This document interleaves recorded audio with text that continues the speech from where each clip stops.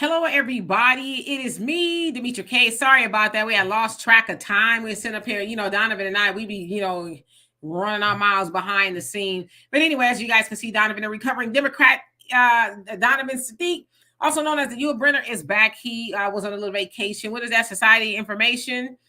Safety information. Oh, you was on Spirit. That's my airline right there, Spirit. Except for the one time they tried to kill me. All right, but anyway, so this is the Demetra K Show. And the purpose of the Demetra K Show is to promote Black love, knowledge, and understanding of all things that go on in the Black community to make us an even better people, with the emphasis on even, because we are great people, but we can always strive to do better. I'd like to say a big giant thank you, hello, and welcome to YouTube, X, formerly known as Twitter, and Facebook. You are the other side of the conversation, but not only are you the other side of the conversation, you are family, and we do share the link from time to time, because we believe that you should be heard instead of watching us, right? All I ask is that you, if you have not been on here before and I do not recognize you, if you have a picture up in lieu of you, please show me your face so I can verify that it is no nonsense involved. And if you do not have anything pertinent to add to the conversation, I beg of you, please do not click the link. Save your commentary for the next time we do talk about something that you want to talk about. So there's a lot of things we could talk about. I'm sure we'll get to some of them today, but I wanted to start off with what had happened was in Georgia, Six Flags. I'm from California. We know it as Magic Mountain, but at Six Flags of Georgia, there was some sort of a melee that took place with young people that looked a lot like us. So I'm going to get into that, show you guys a little video. Some of it I couldn't show you guys all the fights. It was a lot of fights. If you want to see that, you can go on Twitter. It's all there. I'm just not going to show it here. But anyway, let's see who else came on here. Before I give it to Donovan, H. McDaniel, how you doing? Mike Nice Facts, not feeling. How you doing? Troy, Miss Sweet Talks, how are you this fine evening? Kara, what is going on with you, brother Don? Easy E, how are you? Avenger Ancestors, I hope you're having a great day. Tawana, what's going on with you? Monet, how you doing? And I'm in purgatory till the Most High come. One love to you as well. Yes, Miss Sweet Talks, fight. It was fights. So anyway, Donovan, what say you? Well, I want to say, first of all, it is 3 p.m. Well, it's 3:15 actually now, and that means it's Demetra K. Do us a favor. You guys know the routine. There's a banner scrolling at the bottom. Go ahead if you want to contribute to the contributor. The content maker, 100% of your contribution goes to the content maker if you subscribe there. Also, do us a favor. The African Diaspora News app. Please download that. It's on Google Play and also the Apple Store. You can get great information in regards to the African diaspora and what's actually going on. And it is heating up in Africa, if you guys do not know. So please, if you are interested, download the African Diaspora News app. Want to say, you guys, thank you very much. I usually do not fly Spirit, okay? But I was sitting at home one day, and I was sitting there, there's nothing really going on. And my grandfather's 100 years old, right? And long story short, something just told me I better go now before I regret it later, to lay my eyes on my grandfather for myself. So a lot of you guys that have, older people or people that you love, and you're like, well, I want to go, but I don't want to go. Trust me, do it, and you'll feel a lot better. So if my grandfather happens to pass sometime, this year, whatever, God forbid, I don't think he will, because when I saw him, he lit up. He looked fine to me. He's at home relaxing and whatever. And it was just good to see him and spend some time with him and do all of that stuff there. So, a lot of stuff there. And then, there's another thing that I think that we don't talk about enough in the Black community. And we're going to do it on another show. And if you guys tune into my podcast, I'm going to talk about it a little bit. Mental health in the Black community. Mental health in the Black community. It is a thing, a taboo that we do not talk about, but we all know it is prevalent in the Black community. How do we know that? You got women running around with hair hats on, trying to look like that. You got 50, 60-year-old dudes trying to make a record deal and still trying to be rappers. So we know there's a mental, and of course there's some serious mental illness, things of that nature. And we really got to start talking about this type of stuff. I know I was joking a little bit earlier, but we really got to start talking about this taboo in the Black community that affects us one way or the other, and it does affect us. The younger generation gets affected. A prime example, real quick, Demetra, a prime example of how we get affected. Unfortunately, a elder has a medical condition and we have no insurance. Who do you think they come after when it comes to those bills to get that person the help that they need and all this other stuff, right? The kids. They go to the kids and say, oh yeah, you know, I got my kids got it, because some of our parents did not prepare or have things in order to get these things taken care of. So, you know, we're gonna have to do a show where we actually talk about that. So mental illness in the Black community, it is on the rise. Now that people are using all this weed that don't hurt nobody and stuff like that, people are actually blowing their minds. And this is going to be a problem, and it has been a problem in the Black community. So thank you guys for having me back. It was a great trip. Glad to be back. I'm still a little bit depressed, but I'm gonna work through it. Yes, indeed. As you know, we all are. Everybody's suffering with something to some degree, right? Facts Not Feeling says Black people are fighting at Six Flags. The country is about to collapse, and we are still fighting each other over getting first in line in the white man's theme park. Yeah, something like that. So anyway, this particular brawl, and hello to everybody that came on here.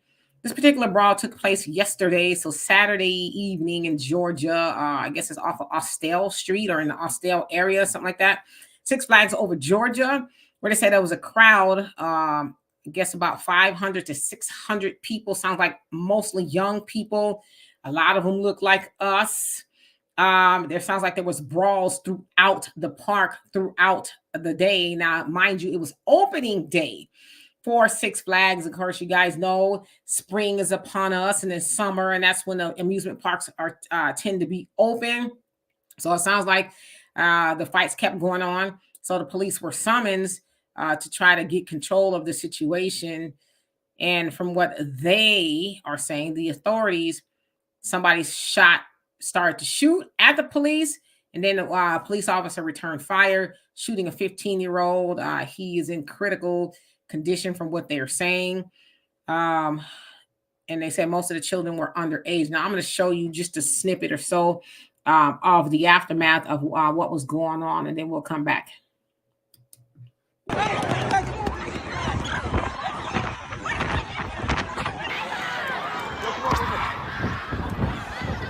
Oh, my bad. Yo.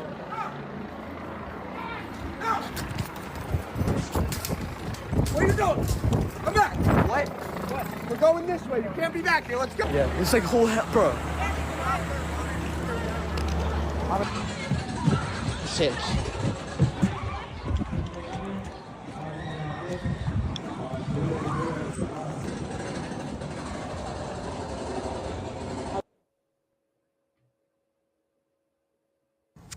Yo, oh my God, that is a lot. Ryan, take a video. Yeah, I took one.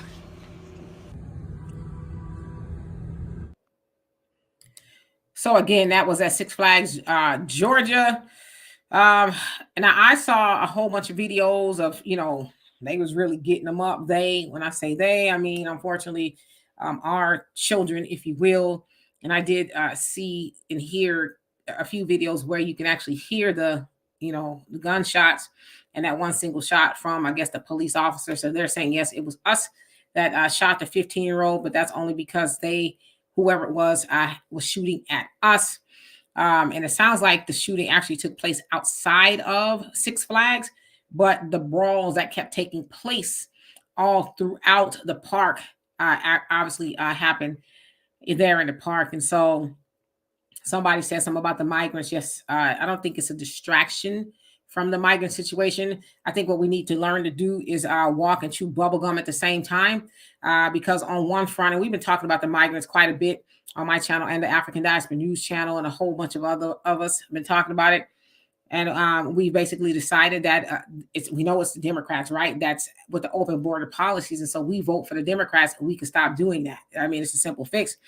I don't know how simple of a fix this is, because I remember as a child, as I said, I'm from Southern California, going to Magic Mountain. That's what we call our Six Flags, Magic Mountain, a whole bunch of times. And I don't ever remember seeing fights. Now, I know once I got older, you probably have, but once I got older, I started hearing about the fights, and they were even talking about shutting Magic Mountain down because it had gotten out of control. And I think it's kind of still that way to this day. But I will say that I have been in two places where gunshots rang out. Once at a Black History Parade where I was a Black history queen, if you will. Gunshots rang out there. And I was also at a skating rink where I saw somebody get shot. And I was probably the second time I was like 18. The second time I was like 13 or whatever. So I'm not a stranger to seeing those type of things. But I would imagine that it's gotten way more out of control now. So between you all and Donovan and myself, we need to figure out how to get a hold of our children because this is going to get worse. Donovan? Yeah, it's funny that you say that, but I remember in the 90s, I went to Magic Mountain and I had a friend that was in town. So let's go to Six Flags. We go to Six Flags, because we're young and stuff, right? We go to Six Flags, and like at 10 o'clock when they open, you got to be there. We were coming through the gate. The park had just opened. We were coming through, paid our ticket coming through, and the gang members were fighting as we're coming in. You saw this guy careening in as they're kicking the guy, whatever. But that was probably the only time that actually happened. But real quick, before I really go into a tangent here, our Six Flags here in California, Magic Mountain, what famous rock group put that Six Flags on the map, Demetra? What famous rock group? Rock group. Put Magic Mountain? Magic Mountain on the map. Black Sabbath? Close. AC/DC? Go back to the 70s a little bit more. It's in the 70s. AC/DC? Close. Journey? Damn. Remember the movie Kiss and the Phantom? So Kiss? Kiss and the Phantom. It was an NBC movie. It was really camp. It was really terrible. Yeah. But Kiss was the group that really put Magic Mountain on the map, and that's when they had the Revolution was the big roller coaster at the time. So, but yeah, something is going on in Atlanta, and I don't know what it is. And I put in the chat right there, how many of you guys know the steps to gentrification? Now, Demetra and I can tell you the steps of gentrification because we're from California, right? There are basically no more Black people in Southern California. Less than 6% of the population of Los Angeles is Black now. The movie Boys in the Hood, Furious talked about how the gentrification actually happens, right? You flood the area with a bunch of migrants. I'm not saying that that's the case, but I think it is the case over there as well. And you have the violence and everything that's going on, the drugs, all that other stuff that brings the property values down so that the developer comes in and buys it for pennies on the dollar. But you have the violence that goes almost unchecked all over the place to where it is so untenable. The people that have the money, let's say you're an affluent Black person, what do? You flee.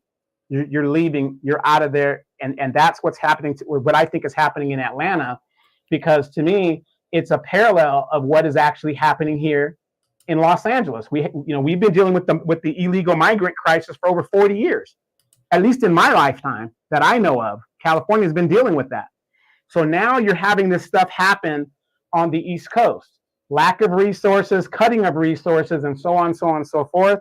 And again, you've got parents out there that are working to make a living and whatever, and their kids are not being supervised. So I actually see a parallel between the gentrification in our neighborhood and these areas that we go to, and what has happened here. Because why isn't that you don't hear other groups of situations like this? I'm sure it does happen, but why is it just always our group that is tearing up and turning out? So yeah. Yes, indeed. And Shirley, you say, I don't go to any of those places. And hello to everybody that came on here. Shirley says, I don't go to any of those places, of those kind of places. I'm so glad I don't. Our people that's still out here acting like wild bulls down are 2/3 that's not going to make it. Yeah, I'm like you. I think a little bit is because I've gotten a little older. I'm 52. I don't know how old that is in the larger scheme of things, but I try not to go out too much where there's going to be crowds. Like now, here in Houston, they have the rodeo, right? And there's a lot of people there. Now, I want to go, but I'm going to go in the daytime where it's me and the senior citizens, and they rolling around in their wheelchairs. I'm not going at night where a whole bunch of people are because I'm just not in complex Blackness. She says I was at World on Wheels. And I wasn't World on Wheels. It was one in Riverside, but I have been to World on Wheels a bunch of times. And yeah, it could be kind of rowdy up in there. But yeah, no, I don't blame you, Shirley. You got to be selective of where you go. Juwan, how you doing? Says I grew up in Meccansville. It's always been real in the A. Yeah, so it says like 17 miles outside of Atlanta. So yeah, I don't know. And you guys are saying y'all remember that movie? You remember Kiss Group? Yeah, my brother was a huge Kiss fan. I guess it was a novelty group, if you will. I want to rock and roll all night, yeah. Every day. Warren, how are you doing? And JT, you say, I saw bring the Jim Crow. You say, I say bring the Jim Crow laws back, but make it blacks, whites, and ninjas. Okay. Can I borrow a feeling? How you doing? It says crime. You say house values drop. Non-blacks buy for cheap. So yeah, gentrification. And studio, how you doing? It says that was because the illegal aliens flooded into California. As part of it. And Will, he says, let me put this on my big screen. Hang on. All right now. Hey, and real quick, Demetri, let me ask you a question. Sure. Okay, you have this fight going on, whatever, and the cops pull a gun. Fine. You know, we're used to that as Black people here in the United States, right? Did we not see a couple of weeks ago where an illegal migrant kicked the cop in the face and nary did the police officer even reach for his gun? What is that telling us here, Demetri? What is your opinion on that?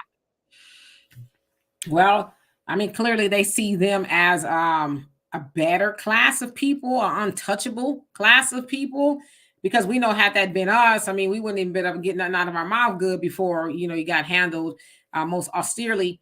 I saw somewhere, I think it was in Philadelphia, where some director of the mayor's office, her and her husband got pulled over and roughed up by the police really good, and they got it all on camera and stuff like that. So yeah, she's a dignitary. She's saying, hey, I work for the mayor's office. I work for the mayor's office. And the cop is like, and she'd been better off saying she was a migrant, you know? But yeah, they see them as an untouchable class of people, I would imagine. And maybe they've gotten instructions from somewhere else, like, hey, don't touch them, you know? But and JT, you say anything where there's hookah and wings and weed and waitresses would be, wow, BBLs and strip clubs and charging $30 a part is for ninjas. You know what? I had to keep that in mind. You know what I mean? But yeah, like I said, I just try not to hang out at those type of places because it just, if it can, it will type of thing, you know? Studio says you can't go out and socialize now at night because the American culture is satanic. Yeah, there's a lot of stuff going on. I try to be in the house before dark, you know, like I might turn into a pumpkin. I don't know, but I don't hang out like that. Back to our young school days, you better get your ass in the house before the lights come on. Wild Wild West about to pop off, you know. And let's see here. And Janice, how you doing? Says he said he growled up, not grew up. Did I miss something somewhere? But how you doing? And Marcelo, how you doing? Says I remember you could go to events and not have all the craziness going on. Yeah, not no more. Like I said, not me. I'm not going to that rodeo at night. Like I said, during the day when they first open, senior citizen time, I'm going to be up in there with them. And then I walk around for a little bit and I'm going to leave. And let's see. But Demetri, would you think that this is a problem with the fact that we don't have the time to raise kids like we used to do back in the day? You know, there's no structure anymore. I mean, let's face it. A lot of the kids are kids themselves having children, so there's no structure and there's no respect for authority. You know what I mean? Back in the day when we were growing up, our generation, Generation X, we're the last of the old school way of thinking. If that person is an adult or has a badge or has some sort of authority, we respected that authority. Now you've got parents that'll come up there and fight the teacher, not even knowing the whole story and stuff. So would you think that the reason why this type of stuff goes on is the fact that we have gotten away from our conservative roots as Black people, and you know all this liberalism that pervades the Black community? Hello, Gary. How you doing? And Lady Blue, what's going on with you? Beverly, how are you? Yaya, and Mike Hughes, what's going on? I definitely think we don't have a line of demarcation in our community anymore. So what I mean line of demarcation, I mean who's the parent, who's the child. Because even still, as adults, we still have that respect for our parents, right? Our parents still have high expectations of us. There's the do's and the don'ts. But nowadays, there are no do's and don'ts with the parent and child. The parent is now doing what the child is doing, as you say all the time, and smoking weed and drinking and partying together. And so, how do you respect something that's doing what you're doing, right? And there's a lot of justification for the things that go on in our community, especially with the children. Back in the day, you could be chastised by the teacher, the principal, the neighbor or whatever, and your mama and daddy would be all right with that because more than likely you was probably out there acting a fool. But nowadays, you try to say something to the kids, then the parents want to fight you, and all kind of stuff. So the line has been blurred. Like, who's the parent, who is the child? As I said, I have a 31-year-old child. And there's certain things we just not gonna do together. We damn sure ain't gonna toke up no weed, or none of that. We're not gonna be shaking booty together at the club and all that other stuff. Because at the end of the day, I'm still her mama, right? And I still need to be able to be that not even an authority figure, but a sense of, hey, my mom is above all of that. Not that if she was doing, well, some of those things would be, wrong, but I'm the mother figure. The mama figure don't go down and act like the children. She still needs to have that pedestal, if you will, so she can use her voice if she need to. Instead of the kids be like, "Mom, you doing the same thing I'm doing.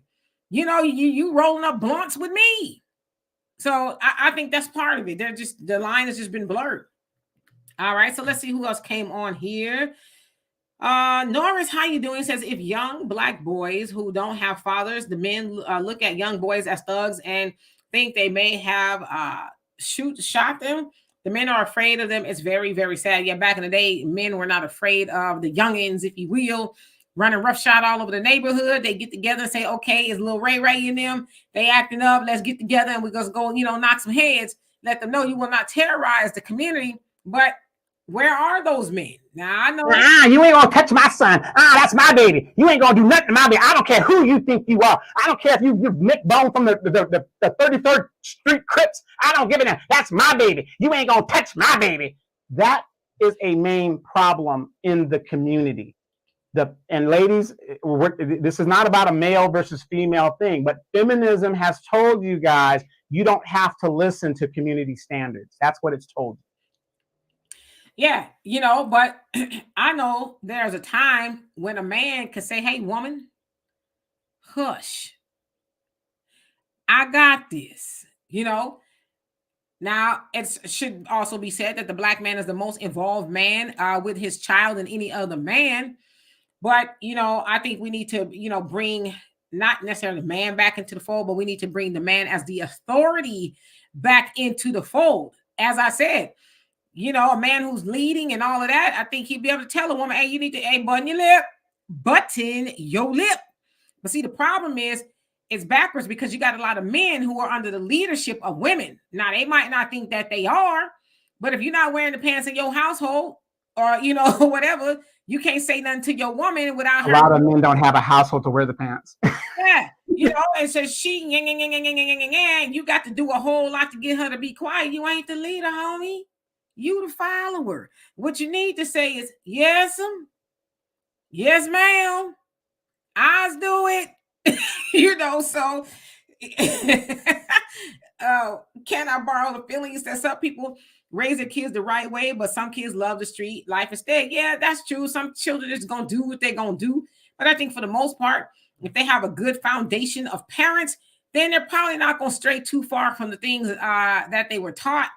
But the other problem is you can't try to raise your children when they damn near grown. You're supposed to raise your children from the cradle, not when they get in trouble in elementary or junior high or high school. You're supposed to be setting expectations when they're younger. But see, the problem nowadays, especially with these children, with the parents, they on their phones too. They preoccupied. They ain't trying to be no parent. They're not trying to raise no children. They too busy, living their life. I'm doing my thing. And they getting the kids got the phones and the cell phones and stuff. so they cannot distract them from what they are doing. So it's a sad state of affairs. And I say this, and I don't care what nobody say, you get mad at me. I think this is the worst generation of parents ever produced. The worst. Fight me. Lutra, you're in that generation. Nah, boo. You ain't never, ever, ever. When I say never, ever, when you hear my daughter about nothing about my daughter out there doing nothing wayward at all, because she knows she No, I said you're in the generation. So you're not 25 years old? Oh yeah. I am. I'll be forgetting, you know. Miss Sweetheart says there's definitely as not boundaries between parents and their children. The world has become ratchet and ghetto. I mean, it really has. I hate to say it, but and that's partially why I don't like to go out, because back in the day, you can have a conversation with somebody if they was maybe, you know, doing something they wasn't supposed to be doing. Nowadays, you might draw back a nub or be, you know, 6 feet deep behind saying, hey, don't you think you coulda, woulda, shoulda? Shut your old up. Right, but is is this done? You know, is it just ratchet? And you know, there's a design behind it, because you don't see this stuff going on in certain areas that don't have value. So if you go to the rural areas where, let's say, a good example, I'm just going to throw this out here, El Paso, right? It's not a big city, but it's not a small city. You don't see massive gentrification going on and like people, you know, wilding out like that. Why is it that when it's in the black neighborhoods and we're being cored in the South in these major cities and stuff? Better example, you know, Jacksonville. I was stationed in Jacksonville, Florida. Ratchet as hell down there, right? Ratchet as hell. Is it that, or is it the fact of the land and the gentrification? I think it's more by design for gentrification to get that land, because when you see Negroes that are moving to Wyoming, you don't see that kind of stuff going on. The very few that do go up there and stuff like that. So I think it's more of the gentrification of tricking these people out of where they live. And guess who's helping them do it? Black servitude. What I mean by black servitude, black servants, people like Maxine Waters, your Barbara Lees, all these people that we keep voting for over and over again. And then we got to ask ourselves this: show me in America an area that a Democrat controls that is pristine. Why is it that where mostly black people live, it's controlled by Democrats? It's a hellhole. Absolutely. Yeah. Mr. 619 USC, how you doing? It says, what's your opinion about that hack job Roland did with the Dalton mayor? It's funny. I actually watched that. And yeah, it was a hack job. It was a softball question interview, especially after all the stuff I would imagine, know that she was accused of, and he let her get away with it. But it sounds like he, you know, tried to follow up with an investigative report of the interview that he did. Is like, okay, whatever. He's trying to give her a pass, but it sounds like people weren't allowing him to do that. They were holding his feet to the fire about that. And Anaya, let me say it's right. Ayena. I hope I said it right. But how you doing? And Lady Diana, he says, talk back if you want to and see what happens. Absolutely. Not today, though. And I will say, separate the men from the women, then separate the boys from the girls, then let the men teach boys and the women teach girls. I like that. Yes, I do. And sexism. No, we can't do that because he identifies as trans and he's in the, see, that's the, okay, everything that I'm talking about, you guys, I want you guys to understand this. These are policies pushed by the Democratic Party. This is what the Democratic Party is pushing, because I don't care what you guys say. Fundamentally, our culture is conservative. I'm not telling you to be a Republican. That's not what I'm saying.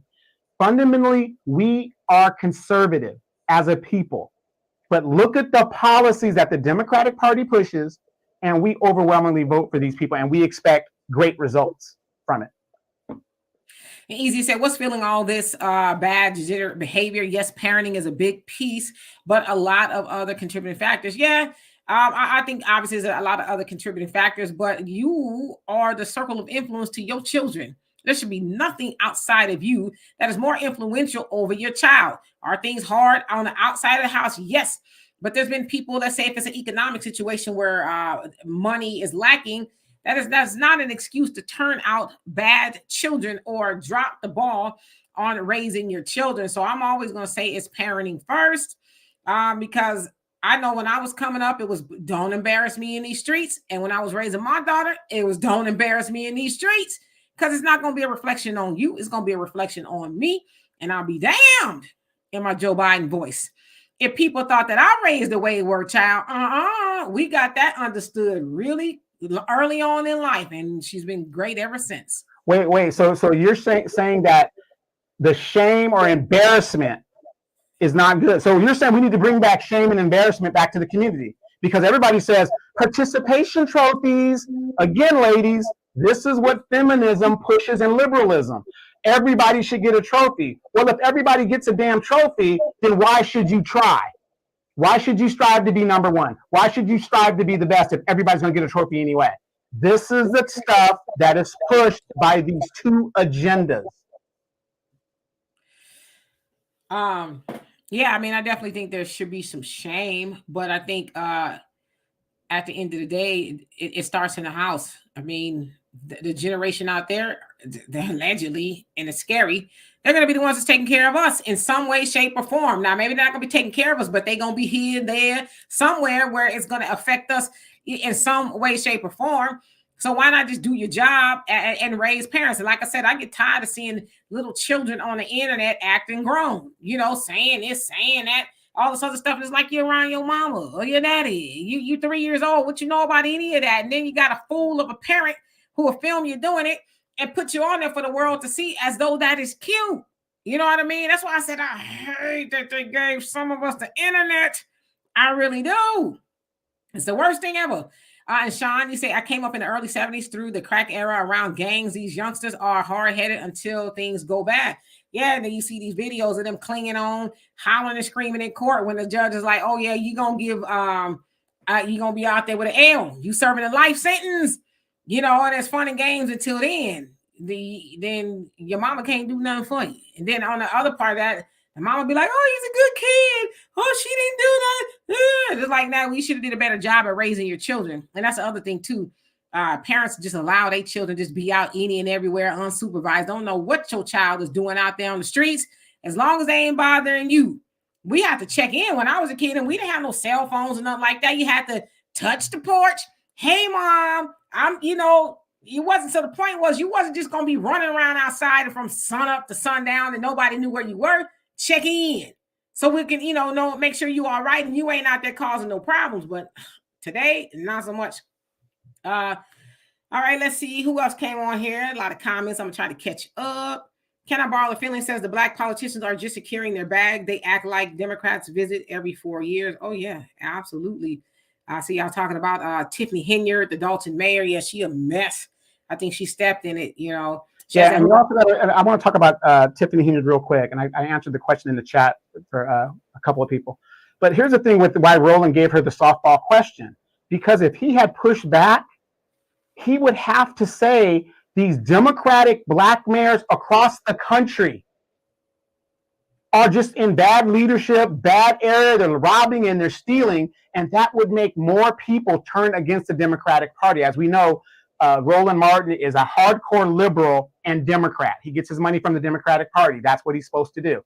So he had to push back. But notice the next day, he tried to walk it back like, wait a minute, you told me this, but you didn't tell me that, to make himself look good. The demographics of his people are the older generation. The baby boomers is mostly his demographic. So as a Democrat, he could not really challenge her because then that would expose a lot of these other Democrat cities that are led by black Democrats and how poorly they're run. Yeah, and I want to say allegedly Roland gets his money from the Democratic Party. I personally haven't seen any of that. Yeah, so allegedly. Strongly say allegedly. Easy says there's no more love in the generation household. No, I would totally agree with you. We are not raising our children with love. We're not operating from a standpoint of love. I saw a video not too long ago of a black mother. Apparently her daughter was doing something pretty, disgusting online. She's 13, I think she was, something like that. And the mom took the liberty of logging into her daughter's Instagram account, which she shouldn't have an Instagram account anyway, going live and showed her followers, if you will, her getting a very brutal whooping. Brutal. And I hope that she, is gone to jail for that. There is no love in that, in the humiliating your children and all of that. But yeah, I think love is a lost a cause, lost art nowadays, just with a whole host of everything, you know. Let's see here. And Miss Sweets, you say, yes, shame and embarrassment back to the community. Yes, indeed. And JJ says real black conservatives would like Louis Farrakhan or Geno Jennings. Yeah, Farrakhan is no nonsense. I still need to rewatch the Savior's Day address that was given on last Sunday. Lady Blue says, I don't believe everyone should get a trophy. No, because how do you separate, you know, those who are great from those who are average, those who tried and those who did not? So totally agree with you guys on that. And Studio says, no shame in the game means you're a fool. And Tia, you say children in my neighborhood out there running around with no parent guidance as young as 3 years old with teens. I can't stand it. And Wood says, I enjoy work. The fellas give love. And then Marcella says, I see parents on the internet, their child doing nasty dance, twerking. Yep, and they think that stuff is funny. Your average logical thinker says these kids will be the ones taking care of us in the hospitals and nursing homes, being on their phones instead of changing our diapers. That's why I make sure I'm out there, I'm exercising, eating right, drinking my water and all that, because I'll be damned if these demons, okay, these demons touch anything on me. I'm just saying, because, and I would even doubt that if they're acting like that, they would even be able to get in to the medical field or anything, but they might be able to be CNAs. No shade to CNAs because they are very needed. Anyway. Well, and I just want to add this. If you think that your kids are going to take care of you when you get older, you got another thing coming. I just saw my 100-year-old grandfather who has 12 children. 8 of them live right in the proximity of him. I sat with him all day. Not the only one, the one that lives with them was the only one that was there. Nobody stopped by, even if you're just saying, hey, is he doing okay? Whatever the deal is. Not one of them stopped by. I love my uncles and aunts. That's their father. It's not really for me to say. But I sat there and I looked at my aunt and I said, wow, you have these siblings and they don't even think she needs a break. You think that they would come and rotate? No. So if you were sitting here thinking your kids are going to take care of you, you can measure that by how they're acting out there in the world. That will tell you how much they're going to take care of you. Absolutely. And Dapper Blue, how you doing? He says entertainment is destroying the youth. Yeah, and it's destroying the parents right along with the youth. Everybody's being entertained. See, when I was coming up, God, I'm getting old. I never thought I'd say that so much. When I was a kid back in the day, we used to have to walk in the snow. No, when I was a kid, you know, we weren't entertained all the time. We had to read. We had to go outside, get some fresh air. You know, we had to do other stuff. My siblings and I, we were always involved in something extracurricular outside of school. We weren't allowed to just come home, watch TV, eat cereal, and, you know, do nothing all day. We were always very busy, and I'm grateful for my parents for that. But the parents are entertained as well. They spend a copious amount of time watching TV, scrolling through their phone, up, you know, Hollywood Unlocked all day, up in what's going on with the celebrities and stuff. So yeah, it's not only destroying the youth, it's also destroying their parents. Because if you as a parent, you have some sense, you won't allow your children to sit up and watch most of that stuff that's on the TV, your phone, or the radio. Even the radio was disgusting. You wouldn't allow them to do it, but that's where we are, right? Let's see here. Scroll down, and Willie says, Demetria, you do a wonderful job covering issues. I appreciate that. Thank you so much. I have been working all day long today too. Evelyn, how you doing? Says we changed in the late 70s, the early 80s when crack entered the Black community. We lost control. Yeah, that had something to do with it as well, because unfortunately, crack got a hold of a lot of people. You know, mothers, fathers, grandparents, pastors, you name it. A lot of people from all walks of life got hit with the crack epidemic, and so yeah, that had a lot to do with it as well. We lost touch. I would definitely say that was part of it. The average logical thinker says makes it hard to raise my son to love when the other kids are hellions. Yeah, but we gotta, you know, teach them from the house, you know, in love, but especially not to tolerate that kind of stuff, because they, like I said, unfortunately, a lot of parents aren't teaching their children what you're teaching them. They're just letting them, you know, out in the wild. At least a bird, right? When it has a baby, it gives the bird what it needs, and, you know, it trains it to some degree, and it's like, all right, you got everything you need, fly, you know. But some of us, we just have the child and it's just there. It's just doing whatever. There's no structure. And y'all know people, parents with children who don't even have a bedtime. They just up until they fall out, wherever they are. I know parents with children that don't even have a bed. Well, damn, where they sleeping? On that mattress on the bottom of the floor because they just got evicted from the last Section 8 and they just moved into this one. You need to stop. I'm just saying that is what's going on in the community right now. Seriously. Shama Shawan, I hope I said that right. How you doing? It says SB1092 will take your right to defend yourself from unlawful actors. I have to check that out. Corey says this generation is done for. Well, if this generation is done for, then the ones before it is done for, and the ones after it is done for, which is why, we have to figure out a solution as to what we need to do. Now, I don't have no small children. My daughter's 31 years old. I don't have any grandchildren. I am, when I'm at home in California, I have a lot of nieces and nephews and things like that. But we need to figure out a way to get that village back intact. Because it's going to take a village to raise these children because we are in trouble. It's not the older, the adults out there committing the crimes now. It's the children. Not even just stealing candy from the candy store. They out there doing some real live gangster stuff. And it's crazy. Marcella says, our daughter, do not curse in front of us. And she's 31 years old. We didn't believe in hitting. My husband said, no, we made her a communicator. And that's how we all should parent. We should parent with our minds, not our hands. You beating your child is teaching them violence. Now, I know a lot of us, we got the little tap, tap, pop, pop. But as they say, when you know better, you do better. So wait till your father gets home. How many times have we heard that when we were coming up? Because we know when dad was coming in, if dad had to get involved, there was going to be some tapping. Oh, yeah, I heard that quite a bit. Not just on the cartoon.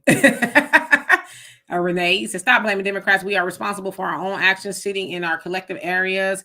Collective arses. Complaining won't have me voting for Dixiecrat. You want change, be the change. I agree. They said, stop blaming the Democrats for our own. Yeah. I mean, anything outside of your household, it's extra. You should be raising your own children. You should be. Right. But but when people say stop blaming the Democrats for your situation and your problems, here's the problem. The Democrats can't win an election without the black vote. That's a fact. We were talking about this 2 years ago, that if they start losing the black vote, whatever. So, a lot of us that are in the know, we know this.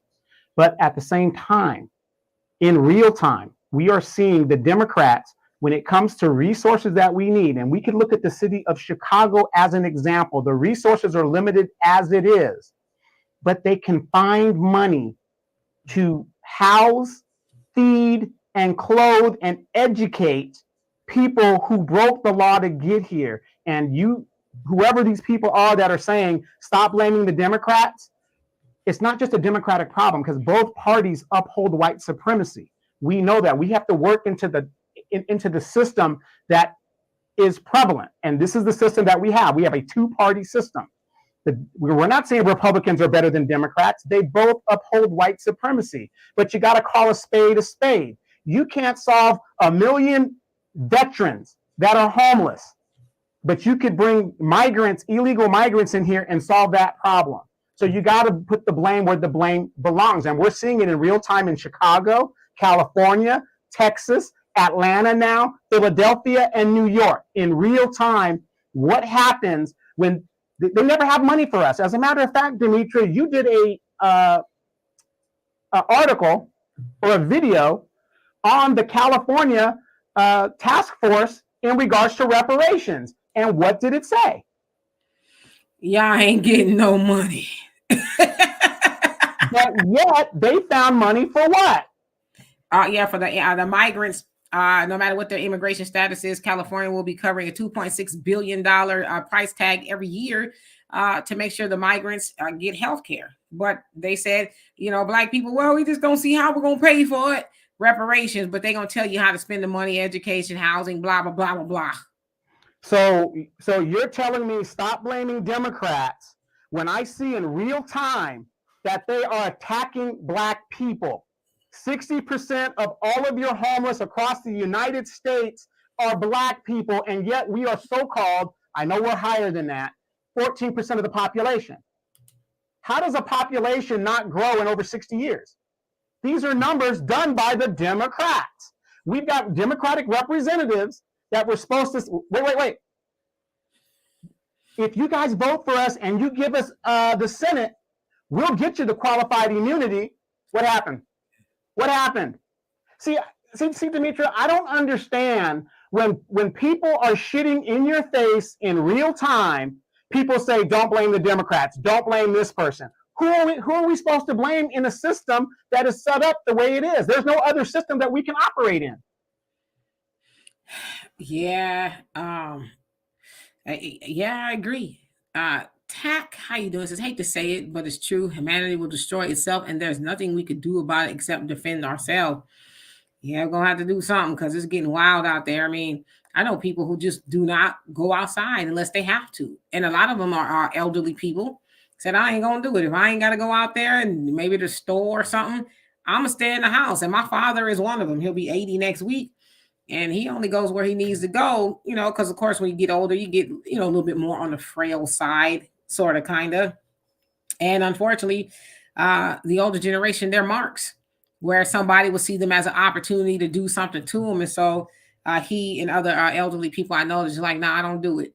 It's not safe, And Sister Shirley says, what really started was about when in the early 80s, the government making that law about something with your kids didn't stop me if they needed. So I think you mean whooping your kids.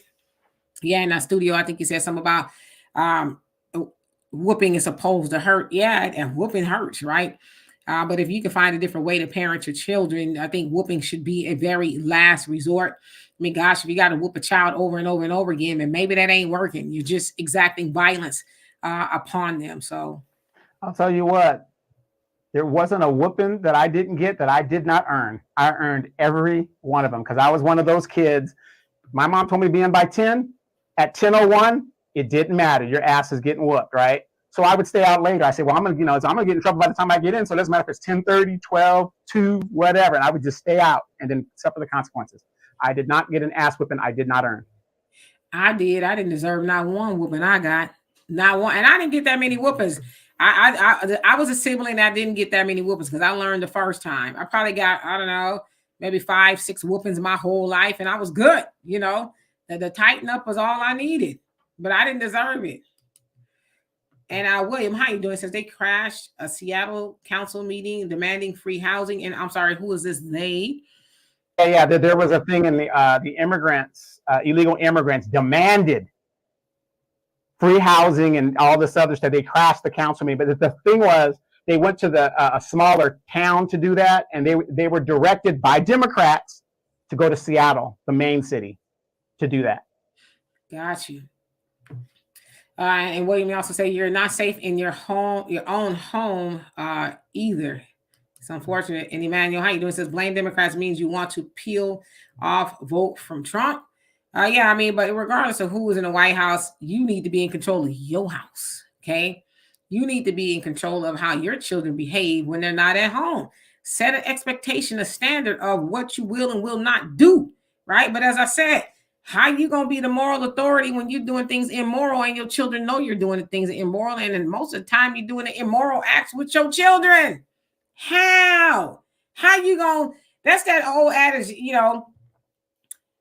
do as I say, not as I do, it never works. Kids are like, I'm confused, but yeah, I see you token up. I'm gonna probably do it too, and then who knew that a couple of years you would be doing it with me? I don't know. And we got to stop saying Pookie and Ray Ray. You got a lot of Keishas and Boom Quishas out there tearing up the neighborhood just as much. One of the fastest groups going to jail right now are Black women, believe it or not.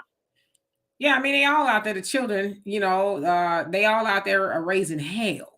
And parents are just oblivious. They don't care. It's just like, that's your problem. I don't know. It's like I said, we couldn't just be out there just doing whatever we wanted to do. We had to be on our P's and Q's. And if you wasn't going to go outside for a very long time. Okay. It was this thing called restriction when I was coming up, and you can hear the other children outside playing, but you wasn't going to be out there because you wasn't acting right. Nowadays, parents just simply do not care. But again, I'm impressing upon anybody to ask yourself, how can you be the moral authority when you are being immoral? It's kind of hard to do, right? And that's unfortunately the world we're living in. I guarantee you find a parent that's smoking, a child that's smoking weed, you're probably going to find a parent that does it with them. Sometimes. I don't know what the percentage would be, but it should be none. I don't care how old you are. You're sitting up. Anyway, hi, Cube. How you doing? It says California could allow undocumented residents to qualify for new state-backed home loan program. Yes, they can now. There's a program where they can now apply and get a home loan through California. Now, again, California is a Democratic state. This ain't Republican policy. This is Democratic policy. But yet we point this out and we're the bad guys. Oh, you must be a Trumpster. You must be this. You must be that. No, we're telling you guys you're voting for your own demise. I don't care how you vote. The thing is, I want you to be informed as a voter. And if you're going to go ahead and vote the way you're going to vote, it is what it is. Absolutely. Brother Jonell, how you doing? I hope all is well with you. Long time no see. You said those who built their world on Black degradation cannot afford Black empowerment, and America is definitely insecure and adverse to Black empowerment in any form. They will go on giving political window dressing, everything you're trying to say, but never real Black empowerment, nor reparations. Imagine the result of receiving such and Black economics in action, unified and organized. Yeah, that they definitely don't want that. And so the destruction that we're seeing in our community, it is sanctioned, given a green light by the powers that be, if you will. They don't want it to be fixed because, as you said, if we come together and unify, then that means a whole lot of nothing good for them. So absolutely. Shirley, you say, I don't vote. I pray all our people stop. The Most High is my king, aka president. All praises to the Most High. Okay. Studio says swatting was in every school in America, not just Black communities schools. Yeah, I never got swatted, but there was this thing called the paddle at my school. Yeah, my parents would never allow a teacher or a principal to put their hands on us. If we needed to be tapped up, then they would do it. But yeah, and I would never allow any administrator to whoop my child either. Well, I went to Catholic school, and let me tell you something. The nuns had those rulers. You put those knuckles out, and you got popped. And then the principal had this board. It was called the Board of Knowledge. Education. Yeah, the Board of Education. That we called it the Board of Knowledge, because for some reason, when you got hit with that board, you remembered everything you were supposed to do. That got you to the point to where you're at today. Yep. Buck Horse says, I told Black women 20 years ago, I said, y'all next, look at what's happening now. Yeah, unfortunately, there is a growing population of female inmates, if you will. And it's sad because, yeah, the girls are out there rock 'em, sock 'em, just like the boys, and it's like, what happened to the girls being close to the house, not out there just doing any and everything. But again, that's that whole supervision, the lack thereof. The child just out there, and especially, I don't know if nowadays, but it's just risky to be having your child out there unsupervised because you don't know who's watching them, who may try to swoop them up or something. Right, and let's be clear about the rise in the Black women in the prison industry. It isn't necessarily like they're out there, robbing people. It's mostly drug offenses. Yeah, H. McDaniels says a lot of Black girls were having children as some sort of badge of honor without even trying to be a parent. When asked how many children they have, A says, "Girl, I got 5 children," proudly with a smile. Yeah, no. That's nothing to be proud of, especially if you're underage or very young and you don't have a father around. Yeah, that's no. And Lady Diana, he says, my family member treated her kids like they were her friends, and you can imagine what they turned out like. Yeah, that's usually the case. You treat them like they're your little friends, your little homies. Then when they get older, you can't check them, can't say nothing to them. It's just a menace, right? I would advise not doing that. Always be the parent, even when the children are older, you're older, still remain the parent. Now, you can be a little bit more friendlier with your children when they're adults, But as far as, you know, being friends with the kids, no, I'm still your mama, you know. And Brother Jonell, you say we got to recognize every pacifier and black pacification given and rejected. As an honorable Elijah Muhammad teaches, we don't want temporary, we want permanent. I know that's right. Studio says beatings don't come from slavery. Those slave owners told you that. Oh, yeah, especially over here in America. That's exactly where it comes from. Now, I'm not saying other civilizations didn't whoop or whatever, but what we know it as now, yeah, that is definitely a form from slavery, rather. And Emmanuel, you say, did you point out the non-action of Republicans on the migration bill, recovering Democrats? So y'all having that conversation. Grace Kelly, how you doing? Says lots of parents trying to be their kids' friends. Yep, cannot do that. William says we need to move ahead of the election and plan ahead. We need to pay this bill reparations or else plan we need or else solutions when we are ignored. Punishment. Yes, indeed. And that's to stop voting for a party that's just lied, right? Lady Diana says the couch is looking better. Yeah, a lot of people talking about the couch. Corey say the Democratic Party sucks. And H. McDaniel says, by the way, this has been going on with so-called parents. I will be 70 this year. Yeah, and let me ask you, do you think that it's worse now? Because it has been, you know, to some degree, some wayward parents who just didn't care. But would you say that it is worse? I'm 52. And I would say that, yeah, I definitely think that it has gotten worse. Will you say it's AI is fixed? All right. Easy, you say, D, what's going on over there is happening here on a different scale. Okay. Buck Archer says, my mama didn't play that. And Cecil, how you doing? Says Democrat run city. Can I borrow a feeling? He says, we got beatings in Jamaica, severe beatings by principals, teachers today. It would be called child abuse. Yeah. I don't know about that severe beating. I can understand maybe a pop. All right, go back to class, but all that whooping on people's kids, yeah, I wouldn't allow nobody to do that to my child. If they needed a whooping, I would do it. Edwin, how you doing? Says, it's the who gonna check me boo culture. Yep, can't say nothing to them. You might end up getting dusted up yourself behind trying to correct some behavior that's, you know, a wayward or whatever the case is. So a lot of people just don't even try because the way some of these children have been raised or not been raised, it's a gamble. You just never know. You know, and parents or adults out there acting crazy too. I'm gonna skip down a little bit so I can catch up. Shirley says the couch will be so much comfortable then standing in line at a voting booth. Oops, it says waiting to vote for one or two evils. Yep, a lot of people talking about that couch. Easy says we can't do anything without liberation. That is true. Will says who cares about the election? Yeah, that's where it's getting to. A lot of people are just saying, let me make sure I got a nice little comfy spot on the couch for the election day because I'm probably not going to go do it. Yep. Again, I mean, I remember when Trump won, the look on the Hillary Clinton people's faces, that was classic. So I'm going to be on the couch with my DVR to record the Biden folks when they lose. And here's the thing. Here's the thing, you guys. If the Democrats really wanted to win, if they really wanted to win, all they got to do is make those direct deposit checks, first installment, $10,000 in every black person's account. That's all they got to do. I would tell you to go vote for them. But no, why do they keep bothering us? Go to the Asians. You gave them a crime bill. Go to them for the votes. Go to the illegal migrants. Go to them for the votes. Oh, that's right. They can't vote. Go to the LGBTQ. Go to them for the votes. You did something for them.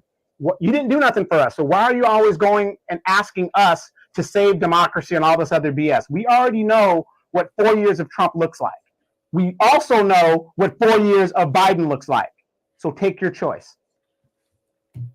Absolutely. And Studio says, when they stopped swatting in schools, American schools went to hell. Prove me wrong. I prove you wrong because I think if you raise your children right at home, then they wouldn't have to be swatted at school. So it's definitely a household thing. Right. And I'm not a religious person, but I would say not more so the swatting. To me, it's when they took the religion out of the schools, when you can't use your religion. I mean, I've heard that argument a lot. Oh, prayer, they need to put prayer back in school. You know, demons be up in church too.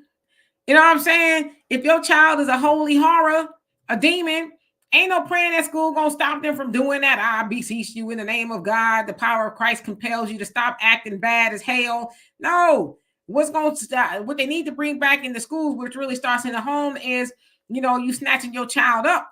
And somebody said back in the day, your mama give you the look. That look meant that something else was gonna come after it if you keep on. Like I used to tell my daughter, my niece and nephews, listen, we out in public and we got to take a trip to the bathroom, it ain't gonna be for nothing, okay? Because you made me go in there, we gonna have some understanding rearranged up in there, and we never had to go to the bathroom because they knew that look and the tone of my voice was, I wish you would, I wish you would, and they rarely did. So, and let's see here. Shirley says, we got the paddle in school. One teacher spanked us if we were last for his class, a paddle for every minute you're late. Ooh. Marcella says they're going to have AI teaching your kids. Yeah, I heard about that too. Hey, real quick, Demetria, we have a new listener here, and his name is Emmanuel N. He says this show's narrative is to point Democrats are loose morally, while ignoring the elephant in the room. Current GOP party is led by a narcissist racist who thinks he's above the law and is a dictator. And I'm gonna send him a link. I'm putting the link specifically in the chat for Emmanuel. Emmanuel, come on up and tell us where we're going wrong. We love it. I'm gonna put it in right here. And he also says, recovering Democrat thinks it's funny having Trump as president. Look at the lack of criticism. Well, I can't criticize Trump right now because he's not the president. Do you see the thinking, people, the logical thinking? Trump is not the president right now. If your life is in hell right now and you've lost money and the immigrants are doing this and whatever, why would I criticize a man that's not even in power right now? That's lunacy. I mean, would you agree with that, Demetria, or would you not? Yeah, I mean, Joe Biden is the president now, but I would love for him to come up. Show me your face before you do. I'll see your face. Nobody else will. If you want to blank your screen out, you can do that. But I'd love to have a conversation with you, but I'm just not going to do it in the comment section because anybody on this show knows that we are very evenly with our commentary, very thoughtful. We're not just saying anything about one side more than the other. So if you want to click the link, we'll do that. Juggernaut, how you doing? It says there's a war going on Black people. The more we talk reparations, the more they're going in to monster mode, but using mental enslavement as a standard weapon. I could see that, but I think we are also willingly given into mental enslavement ourselves because we won't enlighten ourselves. We won't listen when good information is going forward. Gregory, how you doing? So this is the price of integration and giving Becky access to Black people's business. Yeah, I would say so. In studio says, but if they don't raise you right at home, Demetria, I mean, then the school will just be beating your kids. If you didn't get raised right at home, I mean, I would say don't beat the kids, bring the parents in and beat them. Beat the parents, so they can be better parents, but it's after a while it just becomes abusive if they're not getting any correction, direction, or anything like that at home. It's going to go to school and just get beat. So it definitely needs to come from home. Maybe they need some parenting classes or whatever the case is, but I don't advocate your child go to school and get beat, especially if it's not going to be any reinforcement at the house. The school actually should be the reinforcement. They should be getting their main course of action from the house. Let's see here. Brother Donnell says, according to Biden, you're not Black if you don't vote for him. Bruh, right. Lady Diana says, I ain't saving them folks. Heck no. All right, so I'm just going to wait for Emmanuel to come on. And Corey says, today's generation are absolutely dangerous, in my opinion. They are because they don't think. They don't think, have not been taught to think. They're very emotional and just they don't think. They're action-oriented, and then they think when it's too late. George, did I say Gregory? If I did, I meant George. Says you want them to give reparations. They don't even want to give universal health care because they think Black people might get out here, than rather die. Oh, okay. And Tia, you say right, no religion in school. Yeah, they did that because everybody is not a certain religion. Of course, we know we in a Christian nation, if you will, but there's other people who live here who are not Christians. They do not subscribe to Christian doctrine. There's some people who are atheists. So, that has to be respected as well. Mm-hmm. All right, so let me skip down. Frank, how are you today? William said they took trade school out of high school. Kids need a career path, chores, challenges, ideas. People don't make their kids do no chores nowadays. Right, and then why do you need trade school when you could bring in cheap labor from these other countries? How many of you guys realize Joe Biden legalized 500,000 Venezuelans to go get jobs? How did he do it? He didn't go to Congress. He did it by executive fin. Easy E, thank you so much for the donation. Love and appreciate you for that. The studio said Joe Biden is laughing stock of the world right now. Just recently, Italian TV show Biden as senile. Italians didn't need to do it. We could see it right here in America. Something ain't right with the guy, but yet they gonna have him propped up there for 4 more doggone years doing what? Yeah, if you know the history of this country, these corporations and these big companies do not want to pay labor for the labor. That's why there was slavery. They didn't want to pay and all this other stuff. So if you bring in these illegal migrants, even though the minimum wage is $7.25, what do you think they're going to pay those illegal migrants under the table? And then what is the penalty for a corporation who hires illegal migrants? It is so insignificant that they'll do it again. Once they're fined, they'll just bring another group in. And it just goes on and on and on. And both parties participate in this. This isn't just a Republican thing. This is the both parties. There's no, between both parties, there's no party more corporate than the Democratic Party. There are more corporate donors on the Democratic side than there are on the Republican side. That's fact. But they're both corporate hacks. So we, as a people, have to start saying survival mode, start thinking about ourselves. That's what we got to start doing. Yeah, Lady Diana, they're going to have them propped up, And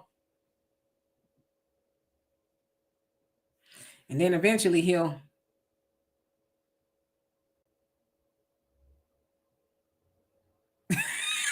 I'm speaking of which. Stop it. Now, by definition, would that be considered? Because look at Dianne Feinstein, died in the chambers, basically, But wouldn't that be a form of elder abuse? Seriously. I would think so. Mitch McConnell. And Mitch McConnell finally decided to step down because they're seeing that these people have been in there too long and they're grooming younger people to do more of nothing for us. James Clyburn talking about he's stepping down from the leadership position. But he's still going to run for election, right? Yeah, he's going to go help Joe Biden campaign around the country. It's like, if you don't go sit down somewhere on the table with some fish on it, I don't know what you should do. He ain't going to step down all the way, though. He going to still run. But let me ask everybody right now in the chat, based on where we're at today, based on the numbers, do you guys feel that Joe Biden will win re-election or will he not? I'm 50-50 on it. I'm 50-50. I think he could win, and maybe he's not going to win. I know it's looking, kind of good for Trump right now. I don't think it's going to be handed to him. I think he's going to definitely have to fight for it. People are sick of it. Not just Black people, it's everybody is sick of it. Sick of seeing our money go overseas into different things while, people have to pay back their student loan debt, which I get it. But since, they're giving out a lot of money to everybody else and, he's forgiving student loan debt a tiny bit, but not much. You got healthcare issues. It's just a whole lot of stuff. The inflation is through the roof. People are paying anywhere from 30 to 50% of their income in rent, or mortgage or whatever. So it's just a nightmare out there. You got a military budget of almost $1 trillion. When that starts happening, you got $1 trillion military budget and you're not at war, you got a problem. Yeah, astrological thinking, weekend at Bernie's, and I think it's beyond weekend at Bernie's. It's weekend at the graveyard almost. And then if he does win, here's a follow-up question. If he does win, what do you expect if he does win, because when a president wins a second term, they can't run a third time. So if you didn't get nothing the first time from him, are you expecting him to do anything or keep any promises that he said that he's going to do this time? No, shit, he gonna be in there. He like, I don't have to run again. This is my last time. You think we in trouble now? Just wait 4 more years. I mean, you can't even say nothing to the dude. You know, it's crazy. I just couldn't imagine. I could imagine a Trump presidency again, but I cannot imagine a Biden presidency again. I cannot. I mean, how many wars is going on, and how many are we looking at getting in? You know what I mean? So it's like I couldn't imagine what the country would look like. Even then, I mean, going to the grocery store, you know, they'll tell you, oh, the grocery store prices are down. Well, they said Houston has the highest one of the highest bills for groceries in the nation. I'm like, yeah, that makes sense, because whenever I go back home to Southern California, I don't pay as much for groceries there as I do here. And I'm like, okay, well, that makes sense. But regardless of where you're at, groceries are a lot higher than they were last year. And that makes a difference for people, you know. But migrants, too, they ain't starving. They up at the Roosevelt Hotel there off of Fifth Avenue in New York. What you mean? I got $1,000 debit card where I can get the food that I want, because this American food ain't cutting it. Sorry. Right. You know, you can get all the chips and salsa you want with $1,000. What people, do they even have government cheese anymore? Is that even a thing? I don't know, you know. But yeah, you get $1,000 card to eat what the hell you want to eat. And Kels, you say not. Let's see here. I'm gonna skip down. Y'all want me to open the link? Momo Moreau, how you doing? And William says Biden will not win without tricks. So y'all thinking that Biden will be reelected again? And your average logical thinker says, I'd be shocked if Biden was reelected. I'm just not one of those people that say, yes, he's totally not going to win. I really think it's 50-50 at this point. But 50-50 is still bad, because all the stuff that Trump is going through, 91 cases and the stuff he's accused of, how is it that he even has a shot? How is it that he's even ahead in the polls in some places or in striking distance of Biden? How? This man could be looking at going to jail, but the Supreme Court was like, we're going to hold off on that. We're going to look at it another time. And so he could very well be elected president and be like, who going to check me, boo? And then the Fannie Willis thing that's just been fumbled, that's possibly going to be thrown out, which is the strong case, because you have him on tape tampering with the election. So that might be thrown out. But it seems like our friend Emmanuel does not want to come up. And again, you guys, this is what happens when me personally, I don't have a problem with somebody challenging what I'm saying and, and how I'm doing. As you see, this one over here challenges all the time. So again, you've got these Democratic shills, and I'm going to call him a Democratic shill, because you're coming up here with the Democratic talking points, but you're not defending it at all. So there we go. Well, look who we have here. We have Mr. Al. What's going on with you, brother? Well, hello to everyone. And as Black America would say, everyone in the chat. I don't know who that means. It's just that's somebody's name. It's chat and chat.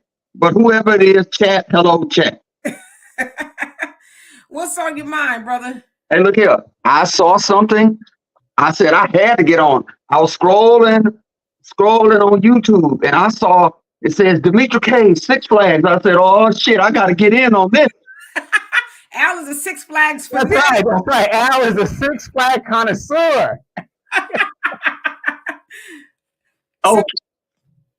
Okay. So as I was listening to your show, and you said the kids were very rambunctious, and so let's tune in, Black America and white America, especially Black America. I ain't talking about the person. I'm talking about Black America, the people as a collective. I have a solution so you don't never have to go through those things again.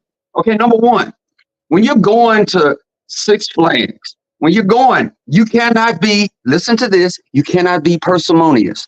You go there trying to nitpick and you're trying to cut corners, you're going to have a rotten time. So you got to come with some money. When my sister and I were kids, do you know, Donovan, we had to ask for permission to want to go. Just to want to go. And that's the respect of my mom and my grandparents. And so we would go with the church. Sometimes my grandfather would drop us off. He would pick us back up. And we would even have to call in periodically just to say, hey, we're doing okay. And so a lot of time parents go there being selfish. I cannot lie. I'm one of those parents because when I go, I got to ride all day. See, coming from the hood, they give you a Coke can and you get in, I think after 3 or 4 o'clock and you stay to about 10. F that. I want to get there from can to can, from sun up to sundown. And then I'll let you in on a little secret here.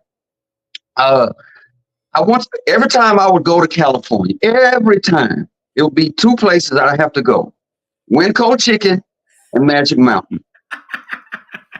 And then I never listened to Demetra when she would say, hey, you gonna let your white side get you in trouble. First time I went, she got sick. Maybe that was a sign for me not to go. Maybe that was a sign. Then the second time, you get up on this ride, it's called an X2, and they tell you when you get up there, put all your belongings in this little locker. Somehow or another, I didn't listen. I lost my goddamn wallet on the ride. Ruined my whole trip. And so those were 2 tell signs. Hey, folks, when you go to Magic Mountain, listen to the black side. Here's another thing too. When you're in those high, those rides that are way up in the sky, take my word, you can be high up in the sky, sitting right next to Jesus, and you can look down on the ground and count how many black people are on the ground opposed to how many is on that ride. Black people don't go to Magic Mountain. Don't go to Six Flags. Did you see Georgia? Did you see all black people in Georgia? Look, there's a reason. Listen to me, folks. There's a reason why they put these Six Flags. Okay, when you go to LA, I think it's in Ventura or some city will start with a B. Okay, it's not in LA. It's outside of LA. It's by the mountain. When you go to, I heard y'all say that Six Flags in Georgia is 15 miles outside of Atlanta. Yeah. That is for a reason. They just don't want black people going there. Because y'all gonna get in there, you're gonna bitch about the prices, the rides, you ain't gonna ride nothing. And hell, just leave it for the good white folks. Yeah, well, they can have it as far as I'm concerned, because some of them rides up in there, no, let me get on a little Ferris wheel, maybe. That's it. and you know, as far as the parents, on a serious note, I think the parents, it's almost like going to Sunday school. Don't send your kids to Six Flags. Bring them. That means you come along with them. Get on the rides with them. If you don't want to go and you know your kids are wild, they ain't never been nowhere, they don't need to go. You need to start off somewhere small. Go to the park, the mall, the movie, a carnival, something like that. You're in Six Flags, you're going to be there all day. It's hot. It's not like you're going to the corner store in the hood. That shit is high. The pizza, the drinks, the funnel cakes. Hey, it's part of the experience. So know before you go. I remember one time back in the day, my sister and I, we used to have season passes, and they call it Fright Fest right now in October. But back then they used to call it Fright Night. So in this little theater, they would put on these scary shows. So they had Freddy and Jason and Michael Myers, and the kids that were in the costumes, they ran down the aisle. Do you know somebody stuck their foot out and tripped Freddy Krueger? And a fight broke out into the theater. Where did Freddy Krueger? So the problem was, I saw it on the news. My grandmother said, you see there, when Six Flags open, you don't go on nigger night. Nigger night is the first night because normally it's the cheaper price to get. You better stop. I mean, I don't know about all of that. When I was young, like I said, we didn't see all of that going on. I would hear about it as I got older. I know Magic Mountain in California, they talking about shutting it down. I don't know if that's something they're doing because it's just really gotten out of control. It's not a fun environment to take the children. Now, Disneyland, on the other hand, most people ain't trying to go. I know in California it's like $300 or something, like 150, something like that to get in. So I think the price point matters too. Not sure how much it is to get into a Magic Mountain, but maybe that has something to do with it. But I wouldn't take my small children to Magic Mountain. Well, see, that's the thing. To your point, don't take, if you got 7, 8, 9-year-olds, Six Flags is not the place to go. If they're responsible teenagers, you can drop them off, pick them up, but talk to your children before you go. Raise them right. So when you get out in an amusement park like that, you ain't got to worry about them fighting and having gang activity. And then it's bad enough they close the amusement parks when the rides break down. The weather is not doing right, and so it's just a horrible experience. You waste your money. You know damn well your kid ain't gonna want to get up on a ride and take them over the edge, leave them there for about 5, 6 seconds, pause, then drops their ass. You can call on Jesus all you want to, because he gonna see like, look, I told y'all ass not to get on up here. And I'm one of those people that be like, nah, I'm good, thank you. I'm gonna be right here on the ground watching everybody else do it. It ain't gonna be me. Yeah, yeah. You don't want to get up to heaven and find out it ain't nothing but a call center for prayers. Right, or some clouds, okay? Just some clouds up there. Right. Yes, indeed.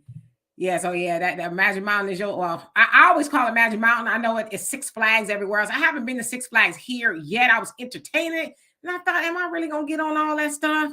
And I'm one of those people too, is like, I don't really trust people fixing the rides and putting the rides together, because we've seen a lot of times, especially recently, people getting stuck on rides. You know what I mean? So that kind of freaks me out.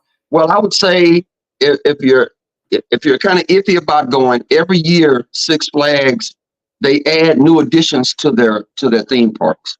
And so just go to sixflags.com and pull up whatever amusement park that you figure you want to go to, and then just follow them on the app. Six Fiesta Texas, Magic Mountain, Over Georgia. They got one in Boston. They even have some, I think, in Tokyo, if I'm not mistaken. Don't get me wrong for that, but just do your research before you go. When you go on the app, you can see all the rides, the thrills, the dining, the hotel. That way, when you go, you won't be surprised. You won't be upset. And then, hell, you don't want to take everyone. But the biggest thing, though, is you have the money or the credit card, because gone are the days where you can leave the park and go get a sandwich that mama put them bologna sandwiches and stuff and eat in the park and then go back in. Yeah, you can't. I don't think they even stamp your damn hand so you can go outside and come on back in. Once you in, and once you out, that's too damn bad. We ain't letting you back in.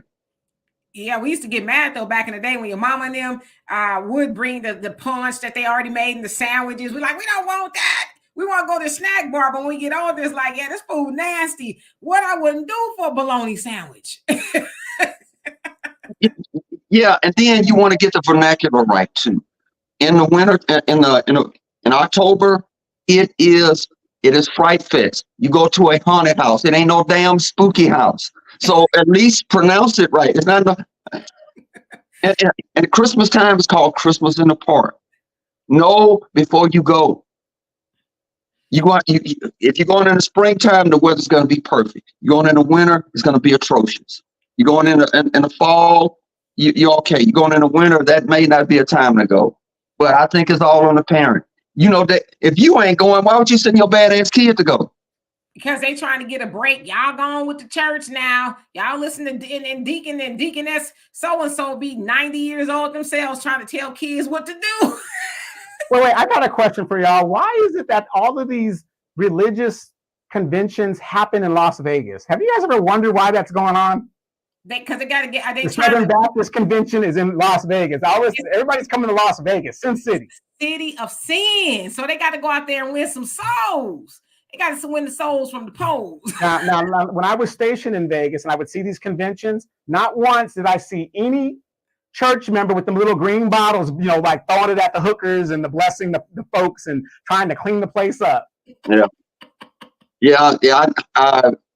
My mom's, she's in this women's group, and some of the women from her church, they took a party bus all the way from Houston out to, I want to say, I think it's in Oklahoma. They have a casino out there. It's supposed to be a big one. They listen to gospel music all the way there, and the motherfucker still lost. They didn't win nothing. So what's the point? And then got at the casino, and when they was gambling, come on, thank you, Jesus, come on. I remember one time I was at the casino, and everybody was gambling. I don't gamble. I was sitting there, and this lady, she's like, "Come on, Jesus, thank you, Jesus, come on." I was like, "Ooh, that would make me feel kind of weird." And notice the women from the big hat games, when they go to these Sin City area, they ain't dressing like they do in the church. They're dressing like a bunch of 304s when they're in Sin City. Are we going to the shows? Tony Braxton has a residency. Yeah. It don't make no sense. Don't you do Sister So-and-so on them like that. Them some righteous groups of ladies right there. No, not at all. But I would just say to your listening audience, if you're going to go to these places and you're not equipped, you're not ready, just start on a smaller scale before you get up to the big boys, before you graduate and get in there. Because you're going to be mad because you wasted your money. You're going to be mad that you didn't tell your children how it was before you get in there. And you don't want to have to drop them off, turn around and have to come pick them up because they got into a fight. Yeah, yeah. Like you said, I like that. Go with your children if you can. Maybe you don't got to get on the rides, but supervise your children. I mean, especially if they're young, they teenagers, they ain't ready to be off on their own like that. And they're ready to change the rules from now. And amusement parks they are cognizant of how people are. They tell you when you get on a ride, there's a bin that you step across to put your backpack and stuff in. So you won't have to wind up losing your items. Take it from me. I've done this shit a couple of times. It ain't cute. You don't want to do that. It's a reason. It's a height requirement. I don't know if it's a weight requirement, but if you bigger than all three of us put together, you shouldn't be getting on the front or the middle seat. Just stay your ass on the ground with the rest of the black folks and point up and say how crazy they are. There was a lady here in Texas. It was, they told her, well, I guess they tried to tell her, but then she was more certain than them. She was getting on the ride, and somebody's mama fell up off the ride, and the rest was history. Yeah. See, I would say just do your little research. Kind of what my sister and I used to do, we would point out, like when we drive past it, but I'm going to get on that. I want to get on that. I want to get on that. And so we would know what we want to get on. And the way they have it now, they have these maps.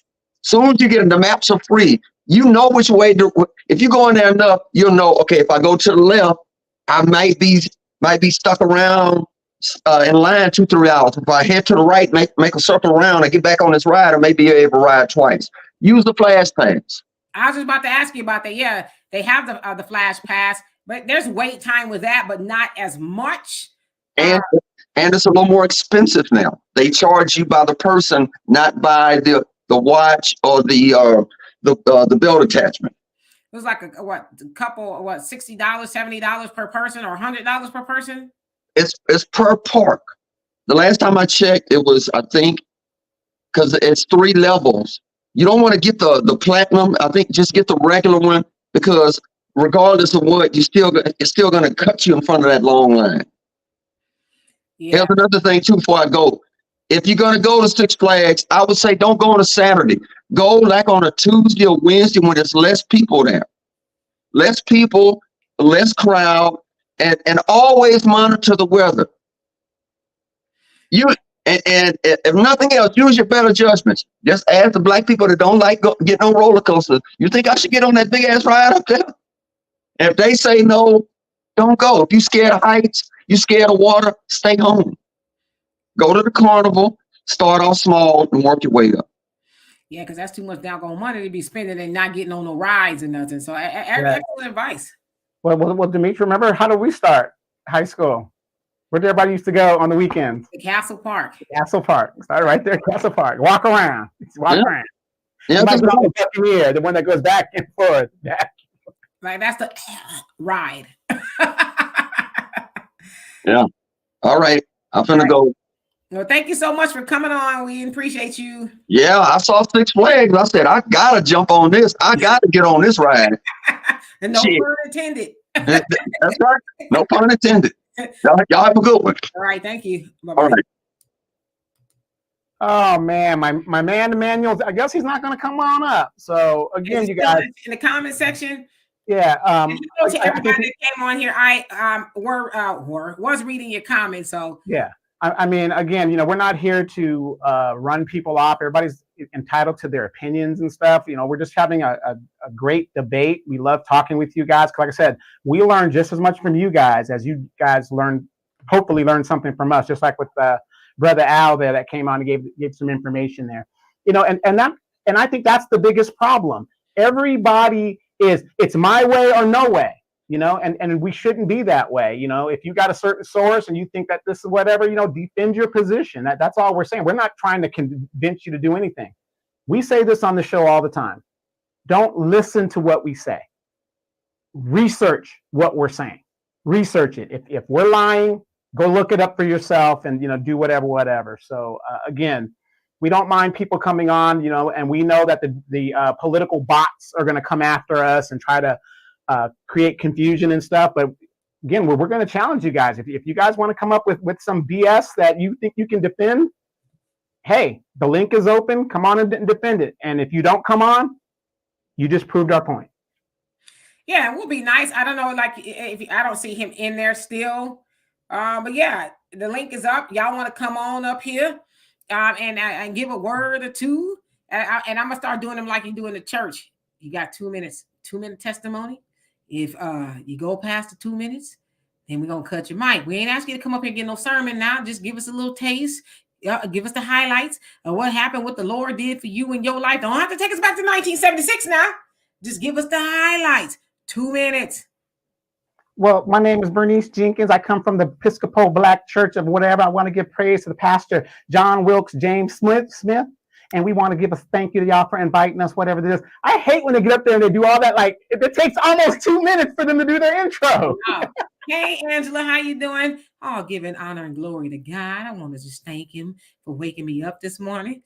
He woke me up before my alarm clock. Usually I set my alarm at 6 a.m., but it was about 5:55 when the good Lord saw fit to wake me up. And then I put my 2 feet on the floor and looked around for my house shoes. Then I walked around. It'd be 30 years by the time they tell you what they was getting up there to tell you. I want to thank my mama because, she had me. She didn't have to have me, but she did. My daddy, he has something to do with it too. God rest his soul. We buried him over there in the Greater Bethel Cemetery over there for veterans. Oh, yes, he was a veteran. He did a tour of duty in 1975 in Vietnam. But then, he was like, I know. Donovan, what's the funniest thing you've ever seen in church? The funniest thing I've ever seen in church? I would say this. This is for me. I saw them have a, what is it? What do you call that? A pool or a dunk tank? Whatever that is. Baptismal pool? Yeah, baptism pool. It was like right behind the pulpit where you can see it. And the kid choir was back there and the kids were like fishing or something doing back there. But the funniest thing when I saw it in the church, I was thinking, why would you put that in the church? But maybe the pastor, that's where he does his little jacuzzi thing with his little boot thing. Oh, you know what? He might, I've seen a lot of stuff in the church. One of the funniest things that I saw in the church was a sister. She's very animated. People get the Holy Ghost or whatever, and that's fine. It's for people. I get the Holy Ghost. So my daughter and my nephew, I'd always have to, because I was the usher, if you will, in church. And I would always have to chastise them because they were silly, be laughing and stuff, right? The sister get the going on and they laugh. And I'm like, I'm going to kill you guys when you leave, knock it off.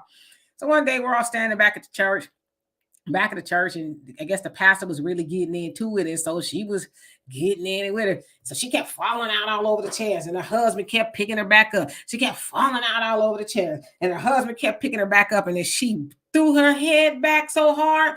And I tell you, her ponytail fell off. It went flying across the church. I was like, F it. We laughing. Okay. We laughing.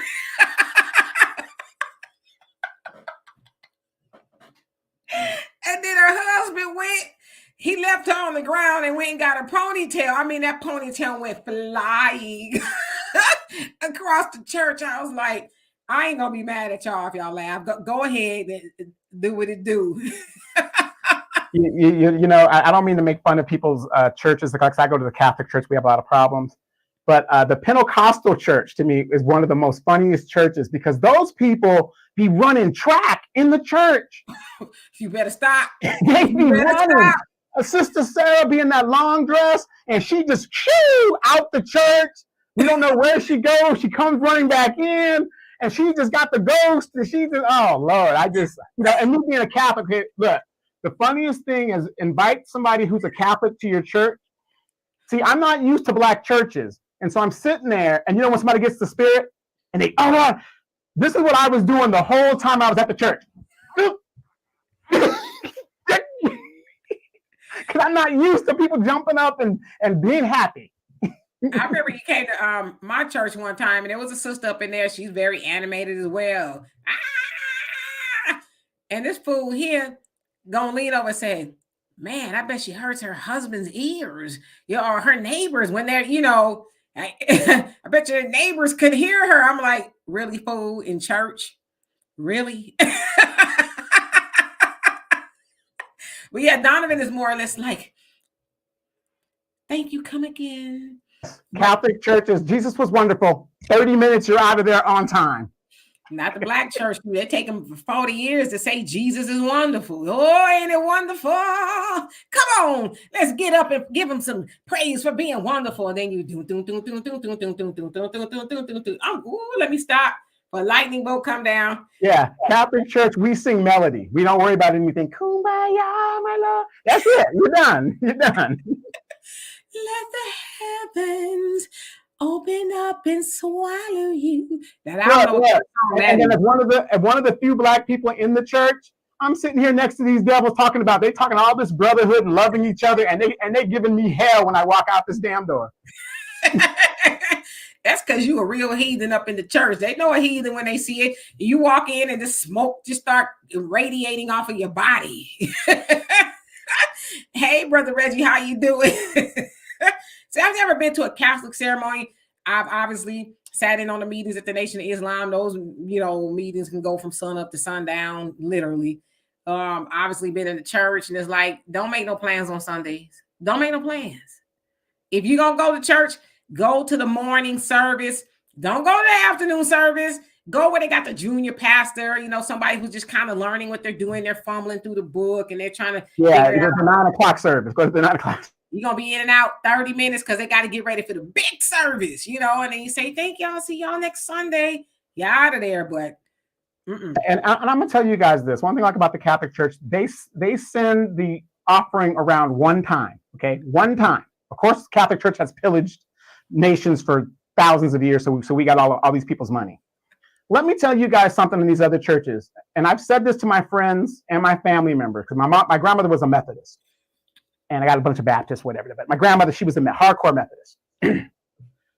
You're not going to get any more money the second, third, and fourth time you send that thing around. I just don't get the mathematics of it. Listen, I hadn't been in church before. They counting the money. Oh, we short.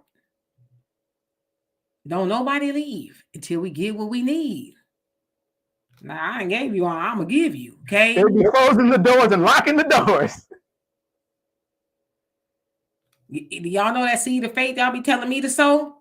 Well, y'all need to sow that same seed of faith because I ain't got no more.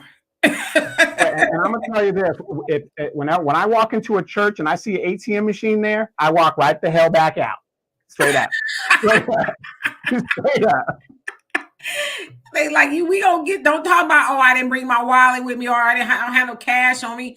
Hell, they got Cash App now. I bet you any money they got Cash App in the church. You don't have your checkbook, sister so and so. Go on and hit Cash App. Brother Reggie says that get happy music go on forever, don't it? Everybody be busting the sweat up in that church. That's something I've never done in the churches, you know. Do the robot all through the church and all of that. I just watch, you know.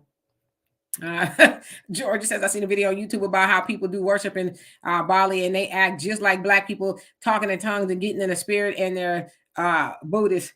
I saw a video of a sister. I guess she had the Holy Ghost and she was tearing this lady up. She was spinning around, hitting her and stuff. And it was like, no, ain't no Holy Ghost making you do that. That was a vendetta you had, and you was using the Holy Ghost as a reason to beat that lady up. Probably got the big piece of chicken at the banquet or something, and you want to pay her back. Black Tungsten, how you doing? Hope you're doing well. Mike Lewis, you say, on the same or the same person who gets the Holy Ghost every Sunday ain't fooling nobody. Man, yeah, I'm like, yeah. It's always the same person. Well, isn't the Holy Ghost going to everybody else? I was going to that one person. Just Sister So-and-so, okay? And she just can't wait for it to be time to get the Holy Ghost, you know. And like you said, she running laps around the church. Couldn't even catch her if you wanted to. Like, it's rather entertaining. I mean, if I do say so myself, I don't want to get myself in trouble here. Reggie says, Mama always took us to 11 o'clock, took forever to get out of there. Yeah, I prefer to go to the morning service. I didn't want to do no life sentence up at the church every Sunday. Right. Because I remember one time I went to an 11 o'clock service. We didn't get out until the 3 or 4 o'clock. I was like, what's going on here? I mean, the whole day was shot. Yeah. And then, you know, maybe the sisters done cook some and then you eat something at the church or whatever. Or then you go home and God forbid your mama forgot to thaw out the chicken. It was just a nightmare. It really was. It was like, what did you learn from church today? That they don't know how to be quiet. Okay. They talk too much. And the other thing we're talking about churches, my grandmother's church in that little small town of New Roads, Louisiana, they were celebrating their 197th year of existence. So I don't know if you guys saw my Facebook page. You know, when they talk about the slavery museum and all that other stuff, I don't have to go to the slavery museum to see real slave shacks and things like that. I go to my hometown and it's all there. Okay. And if you look at the anniversary of this church, when you do the math, that church has been there since slavery, basically, or the end of slavery, close to it or whatever. And I was like, wow, this is history. And they were having a luncheon or something. I didn't make the luncheon, but it was just amazing that my grandmother was a member of that church for almost 80 years, you know, doing that. So. Yeah, average logical thing. I said, I heard the ATL churches run your credit before you can become a member. What would Jesus do? What would Jesus do? My God, I seriously don't even doubt it. Where's it? This comment here, right? William says, "What's with the building fund?" And the building has been built for 40 years with the same hard benches, right? Yes, we need a building. You know, raising money for the building fund. Like, what is that? What do you do with the building fund? Is that like for paper? Is it for ink? What is it for exactly? Well, have you guys noticed, especially the fellas, they are trying to bring men back into the church by hiring these thick, fine pastor women coming in there. And there's been a couple stories. I think African Diaspora might have done one. Don't quote me. I think you guys might have done one. No, it was O'Shea Duke Jackson. He had done one where they're hiring these very attractive female pastors that have BBLs or whatever, and they're coming into the church. And here's my thing. If this woman's got a BBL, where's her faith in God that gave her her natural body? She had to go get a BBL. How can I follow a pastor that has a BBL? I just can't do it. Oh, I'm sure you would have no problem doing that, sir. Okay. I'm sure you'd be. No, I wouldn't have a problem doing it, but being a member of that church, no. You would let her lay hands all over you. Okay. Brother Samuel says, laugh out loud. God going to get you, Donovan. Thought I was scared though I was scared that Holy Ghost was going to get me, and I made sure I wasn't going to jump around, especially as a child. Yeah, can you imagine being a kid seeing that? Like, what's wrong with her? And especially after you've seen The Exorcist, you're like, are you possessed? Is it the Holy Ghost? What is it? And then Studio says, Jesus said that Satan would hide in the church, and we are seeing that now. Yeah, the devil go to church You think you safe up in there? The devil be up in there right with you. How you think Sister So-and-so and Deacon so-and-so, be messing around? That ain't of God. Well, did y'all see Miss Fannie Willis up in the church twice now, getting awards and stuff? Even though now, and I was looking at this. I said, this woman recently admitted she had an affair with a married man, and the church is giving her an award. Why isn't the church saying, you know what, Fannie, based on what's going on, we're going to kind of hold off on that right now. But this is what we're not trying here to bash the churches. I'm just saying, I was like, what kind of credibility does a church have when you're giving an award to a woman who engages in adultery? It's just amazing to me. Because they be doing it in the church. Okay. They be that's your devils, right? Yeah, they be having adultery in the church, fornication, you name it. They doing it up in the church. So yeah, that's how. But yeah, I think Fonnie's in trouble. I think she might be in trouble. Did y'all see that? Somebody, I guess, dudes are running around the internet talking about BBL smell. There's a BBL smell. Yeah. They smell funny. What? Really? I guess the theory is because sometimes they get a little extra booty back there, and so they can't clean it right. And so then they're also saying that it could be the fat. I guess it's dying in there. So smell.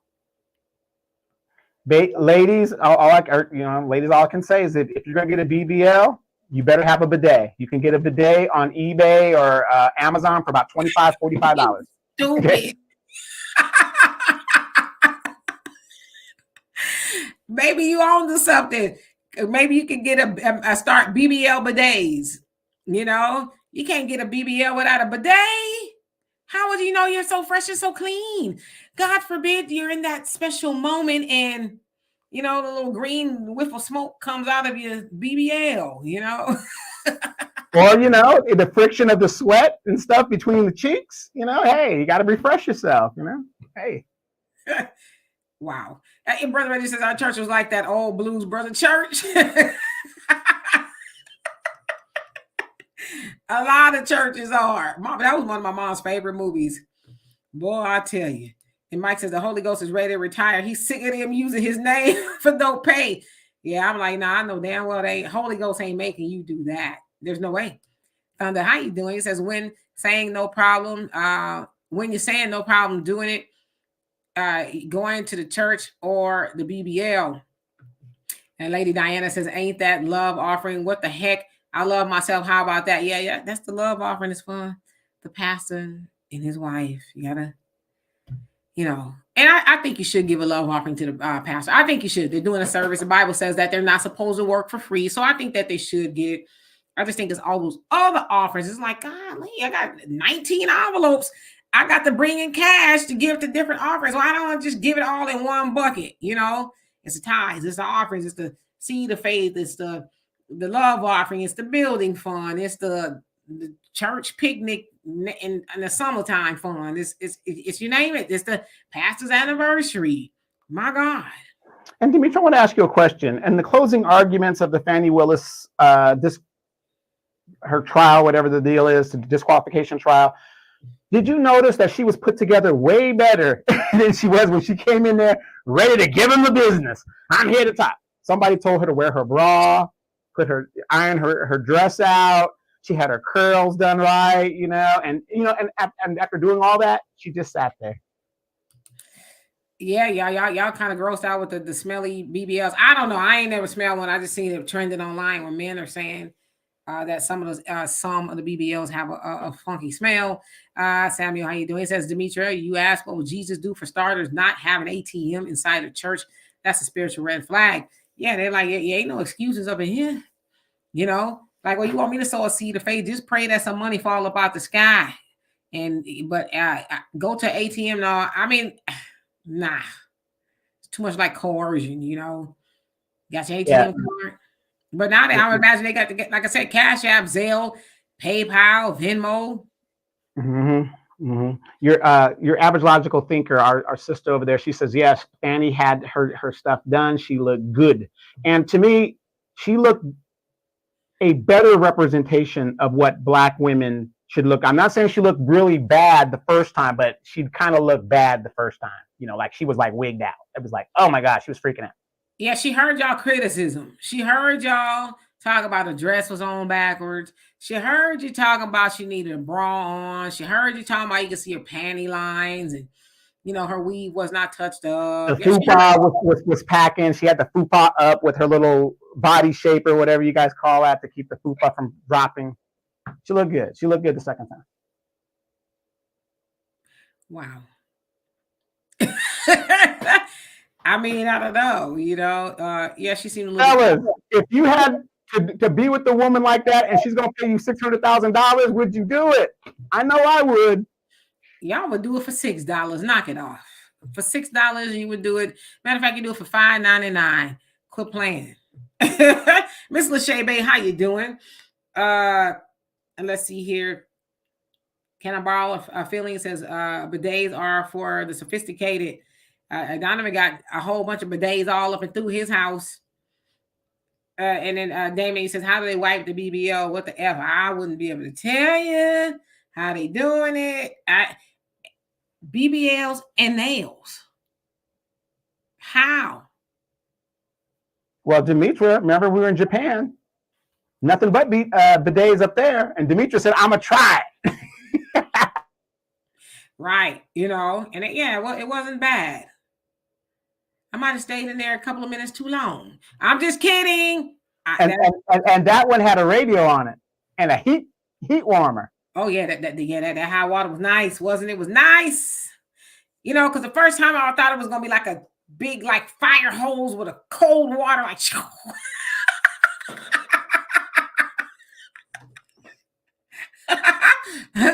But it wasn't, you know. But yeah. What do people do before bidets? Yeah, I'm telling you, you know, for some of you people, seriously, a bidet will change your life. It will change your life. I mean, once you know what's happening, it will change your life. If you got a son that has those little skid mark problems, or your man has a skid mark problem, get a bidet. That'll change everything. And you don't use a lot of toilet paper, so that way, if a pandemic happens, you ain't got to be running and fighting people over some doggone Charmin. A bidet because your man don't know how to with the skid marks. Well, y'all do like those dudes that have their pants off their asses. Who's this y'all? I don't know who you talking about. Mike says, Sister Bertha, it is the treasurer. She only put $80 in her bra to keep it safe, right? You know, she got to make it happen. Sagittarius, you said you never smell one. I'm sure they don't smell if they clean it themselves. I hope not. I mean, I don't never really be around people like that. But if I smell somebody's ass, I'm gonna be mad. I am. I'm gonna be really upset. I am. I'm gonna be mad because I didn't deserve that. You know what I mean? I hope I never have that unfortunate opportunity for real. Yeah, that lady Diane talking about the dress was on backwards. That's what they say, right? My business, how you doing? Says she was showing y'all what Wade was hollering at. Yeah, you know, she was like that day she showed up. The first day was a rough day, you know, but she came back in there and gave y'all, you know, an eye full of it all, and I think she looked rather nice. Nora says, growing up, pastors had jobs, and not no more. You are the job. Will you say a stallion is a male, mare is a female? Why Megan chose that name? Chuckle. You know, she said when she was younger, men, when she was a child, grown men would say stuff like, "Oh, she gonna be a stallion when she grow up," and this, that, and the other. So she said she just kind of took on to the name. But yeah, I've heard that criticism before of a stallion is a male horse. I wouldn't want to call myself no kind of horse. Susie, how you doing? Says I went to Six Flags over Georgia in 1971. The only ones scared that day at the park were the Vietnam vets who had just made it back stateside when the cannons went off by the boat in the canal. Yeah, that's I feel sorry for them. Can you imagine? And nobody told you they was gonna be doing that, and the cannons go off. That's messed up. Hey, Quita, how you doing? Hope you're doing well. And I'm gonna say this for you ladies. And I'm serious. And I don't care what you guys say. You ladies that have sons out there, this is a loss for you. You guys got to take this as an L. You got to take the L because you do not teach us boys to properly wipe our asses. And that's an L on the mama. That's an L on y'all mama. Okay. I know how to teach proper hygiene. There's ways to do it. Hey, there's a video Kevin Samuels telling y'all men on what to do it. I should one day find it and send it to you. And he was like, men, you got to spread your cheeks. He said, get a little soap and, go up there. He says, but nothing too freaky now. Nothing too freaky. Now, me being raised in Japan, the toilets that they have now, which are more modern, there was, back in the old days, their toilets were in the ground. So you had to squat for everything. So, if you're a good squatter, you know how to, spread your stuff and do what you got to do. And even back then, 30, 40 years ago when I was a child, they had bidets. You American barbarians, that's what they call you outside of these American walls. You guys are known as American barbarians. Some people would not be able to squat, okay? Just been fell all over like a weeble wobble, will just be rolling around on the ground. I can see it now. Your average logical thinker says, I dated a guy that didn't wipe properly. That was his only flaw. Down.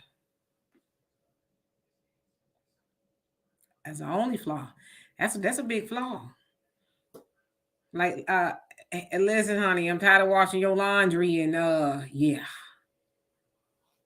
I'm out of what was that? The thing that removes the stains. The stain. You're out of the stain spray.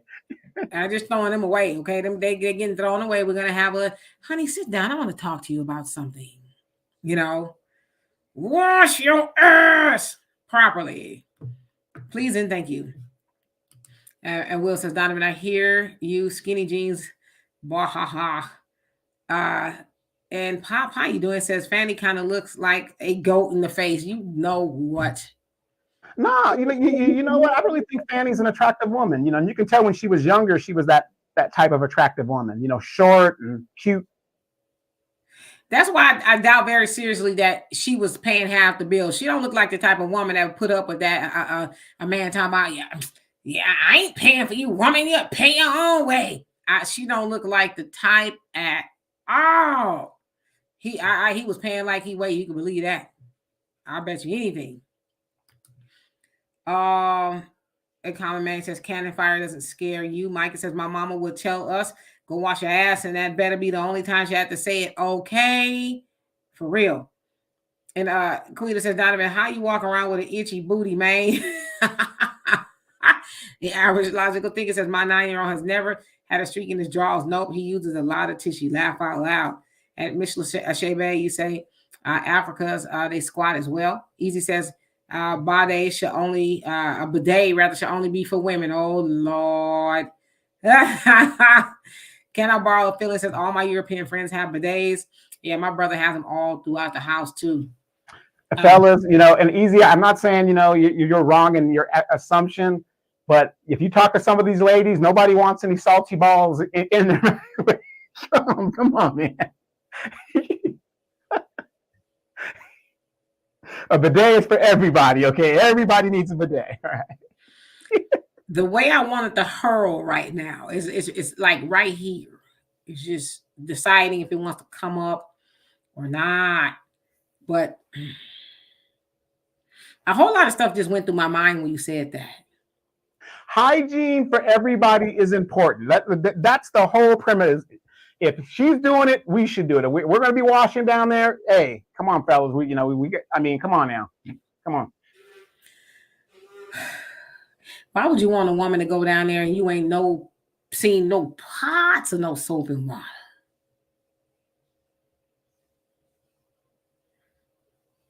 I'm disgusted. I really am. Alonzo, how you doing? Says hello, Dimitri and Donovan. Laugh out loud. We saw a bidet in France Navy. One guy thought there were 2 toilets in the hotel. Imagine if you think it was to dip your toothbrush in there. Yeah, or a water fountain. Right. Nasty. Let's see here. And Till G84, how you doing? He says, at least Fanny knows how to take care of a man. That's very true. Now let's give it the proper context. At least you know how to take care of somebody else's man. Don't forget that. He was somebody else's man. Just saying. George says, I've seen this video from Skate for Life. This white man skating with his biracial daughter and said, that's cool. But if you're down for black folks, help us get our reparation in the form of cash payment. I know exactly who you're talking about. They call his name is Push15 1515 on Instagram. Oh yeah, he can skate. He got a mixed daughter. He hang out. I think they're in Atlanta with the folks. Yeah, but that man is smooth on wheels. Lord knows he is. And I'm glad you brought that up because there's a video that Demetra dropped where she is skating backwards in the video. If you guys have seen the video, that is editing at its best. She does not skate backwards. She ran the video backwards. Demetra, that's editing at its best. Demetra was not skating backwards in that video. Oh, I can skate. I'm a mean skater. That park wasn't really that big. So I just did a little bit skating around. Plus, it was some kid there when I'm skateboarding and stuff. But yeah, I know how to backward skate. I've been skating since I was a kid, probably, I don't know, 7, 8 years old. And that's something that you never forget how to do is skate. We used to speed skate. I can't even remember the last time I've fallen on skates. It probably wasn't when I was a kid. Not saying that I ever will. I hope I don't, because that's, a pretty long fall. But yeah, I've always knew how to skate. We used to live right next door to a skating rink, and every chance we got, we'd hop that wall and go to the skating rink. My sister, my brother, we're all avid skaters. So absolutely. So let me ask you this. Speaking of which, at your age, 25, would you recommend skating for, women that are a little older and stuff like that? Like, just to exercise and get out. Because, a lot of people don't like to exercise, but is skating, would you recommend, it's fun and it's a way to kind of get some exercise and get your body moving? Would you recommend that?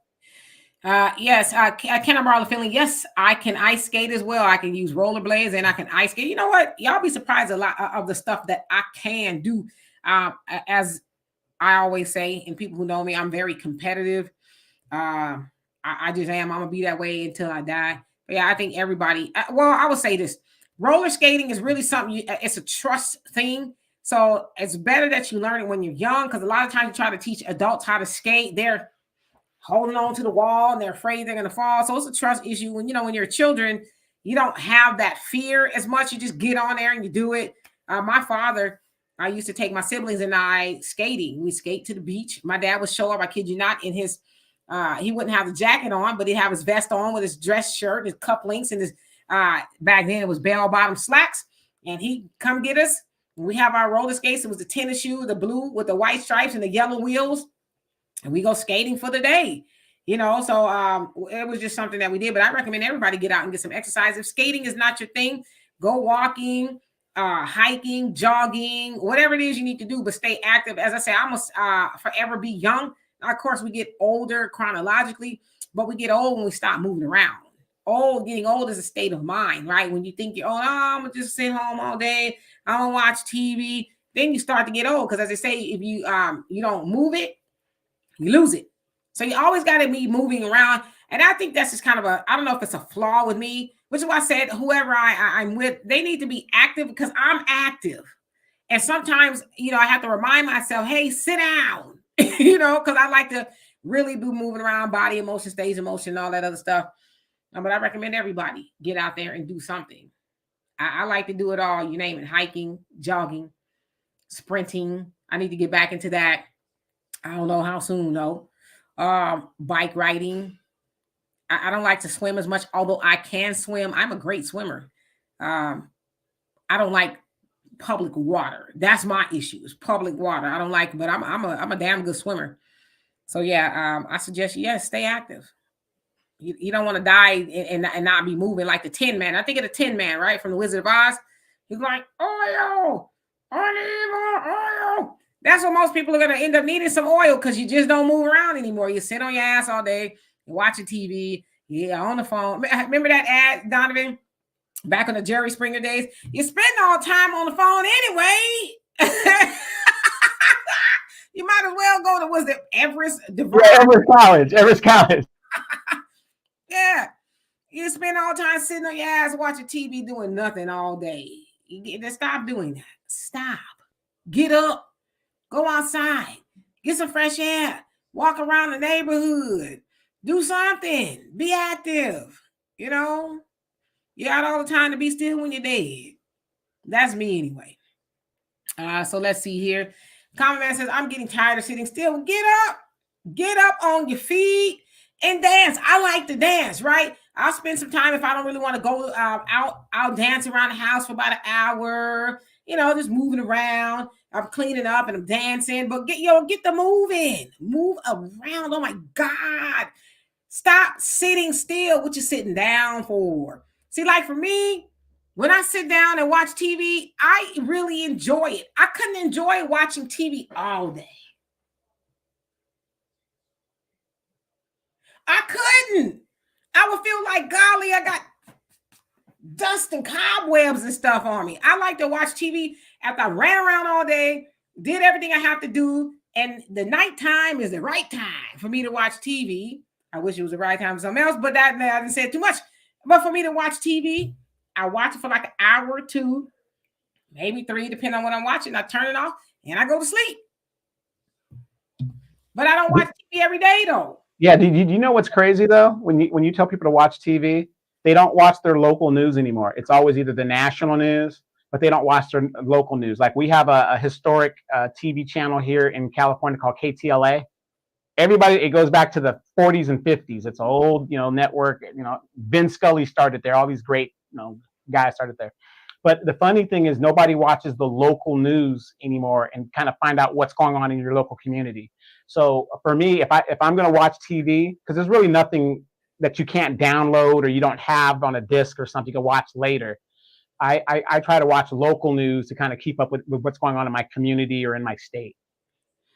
That's the Wiz, Thunder, the Wiz. A teeny. That was Nipsey Russell, right? And Will says, your job is news, Demetra. I have to disconnect time to time. That's my job, news. I'll try to give other things, thought processes, and even on my channel, I'll try to show just different things of me doing. I said I was going to show myself being a little bit more on the active side. I just don't like shooting content. I'm lazy when it comes to that. I actually need somebody to film me. My daughter's like, I'm not going to do that. But yeah, you crazy, Damien, talking about get that booty in motion. Yeah, you got to. I'm telling you, there's a lot of people sitting in their wheelchair wishing that they would have moved around a lot often. Like moving around is so fun. I like to move around because it reminds me that I'm not 52. There are 52-year-old people who look like they 92. Or they act like they 92, right? They won't move around. They won't do nothing. Not me. I love being busy. And the funny thing with that is they don't want to do nothing. Then they get to the club and they just sit in one little box, just moving like this. Donovan, let me tell you something. And I ain't even got to tell you, when we was at the club, homeboy, man, hair be stuck to our face, rayon shirts be stuck to you, because we was in that thing. We went to dance, right? Yeah, we went to dance. People nowadays, they go to be cute. Now and the women are dancing with the women. You're like, well, and if the guy comes up to dance, even when you go to a club, they don't even slow the music down. There's no more slow dancing, because Demetra will tell you guys at the bass club, the last song, if anything, is a slow drag. Let's chill. Let's secret garden in my garden. I want to be with you. Play that secret garden, boy. You're in there. Yeah. Right. Get your hand off my booty. That's when you can see you can get it.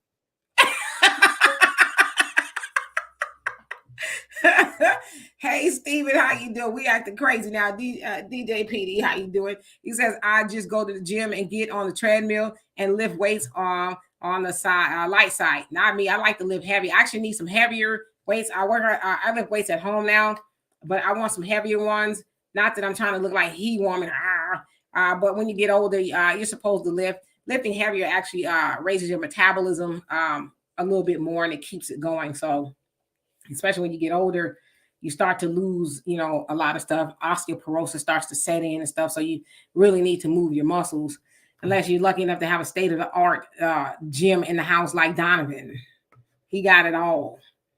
Alonzo says, yeah, Demetri, skating seemed to do the body better than milk. I always watch you on African National News Channel, and the other day I found your short clip. I was impressed with what Active has done for you. Yeah, and I actually was at the park skating with my daughter for about an hour, just rolling around, talking on the phone. People like to call me when I'm doing stuff, so I was like, oh, I can skate and chew bubble gum at the same time. For about an hour, we were out there. So I love to skate. Got some pretty good roller skates, Impala skates. They're supposed to be state of the art, so it works. Not those steel wheels that Donovan had when he was a kid. And your average logical thinker says, my granny stopped driving at 89. Yeah. Hopefully by then I have me a personal driver. My grandfather, 96, they had to take his driver's license away. 96 years old. Thank God. And he was just going around the corner to the church. We had to take it away. He was. Look, all they saw was Knuckles driving. Swerving all through the... And still had the big car. It was a Marquise or something. It wasn't a Cadillac, but like a Marquise, those little 70s cars, the steel. Yeah, the American steel. If you ran into that car with the car they make today, it would just cut your car up. Yeah, he get out the car and put his one gator out the car real slow. Then he put the other one out there. And he sit there for a minute like, whew, where was I going again? And had the Curtis Mayfield 8-track playing loud.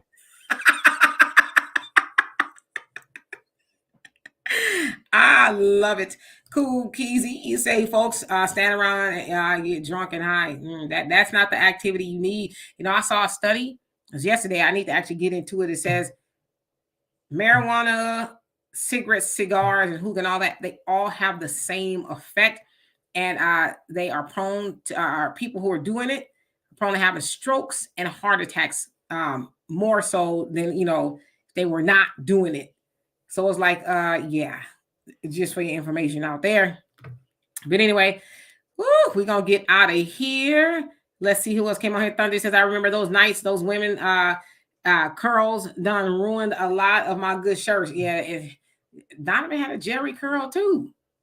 I remember one time at the Metro, the club, his Jerry curl was dripping all over the place and people were slipping and sliding. And that's where they got the slip and slide from, his Jerry curl juice. Yeah, but look, now you guys remember when JJ Fad came out like 87 with Supersonic and stuff, and they had the little saucer cuts? That was Demetri, but see, that was back in the day when sisters, how many of y'all remember y'all had those little burns on your ear and stuff that went from the hot comb? Now you can't burn your lace front. I'm just saying, back then we had a burn right here, and God forbid you got a little too fresh with your man, and he gave you a hickey or something. Oh, I burned myself with the curling iron. It's like, since when do lips scratch up your damn neck like that? Oh, his lips are very chapped. They're very chapped. Anyway, Easy says, I bet he didn't stop until he got to church. Talking about your granddaddy. Yeah, well, the Grand Marquis. My business, she says, I had those steel wheel skates as a kid, had small rocks and deep grooves embedded in all wheels, but still made it work though. I couldn't. Oh yeah, the steel wheel skateboards, man. I remember the sparks would come out the back, so I'm coming down the hill. It's awesome. Yeah, thank God for technology, right? Some better roller skates. Lady Diana says, I'm going to have my grandchildren teach me to skate, but I might be too old to learn. I might break a bone and won't heal my age. It's a trust thing. It's a trust thing. Donovan, can you skate? Yep. Yeah. Yep. As long as I'm going forward.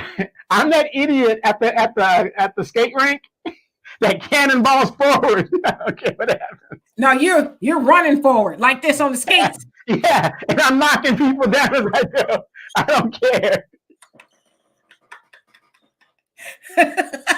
You see sparks coming from your steel wheels. Yeah, I'm that guy that's pushing everybody. Just get out my way. Get out my way. Get there. Hey, one who cares how you do it. Yeah, you might want to hold on to the walls, or that little, get your walker and you can roller skate like that, and that's actually a good idea. Like get a walker for. I think they have it for kids. They have it for adults. To hold on to that. Yeah, I don't need none of that. I man, get me in the skating rink and I'm good.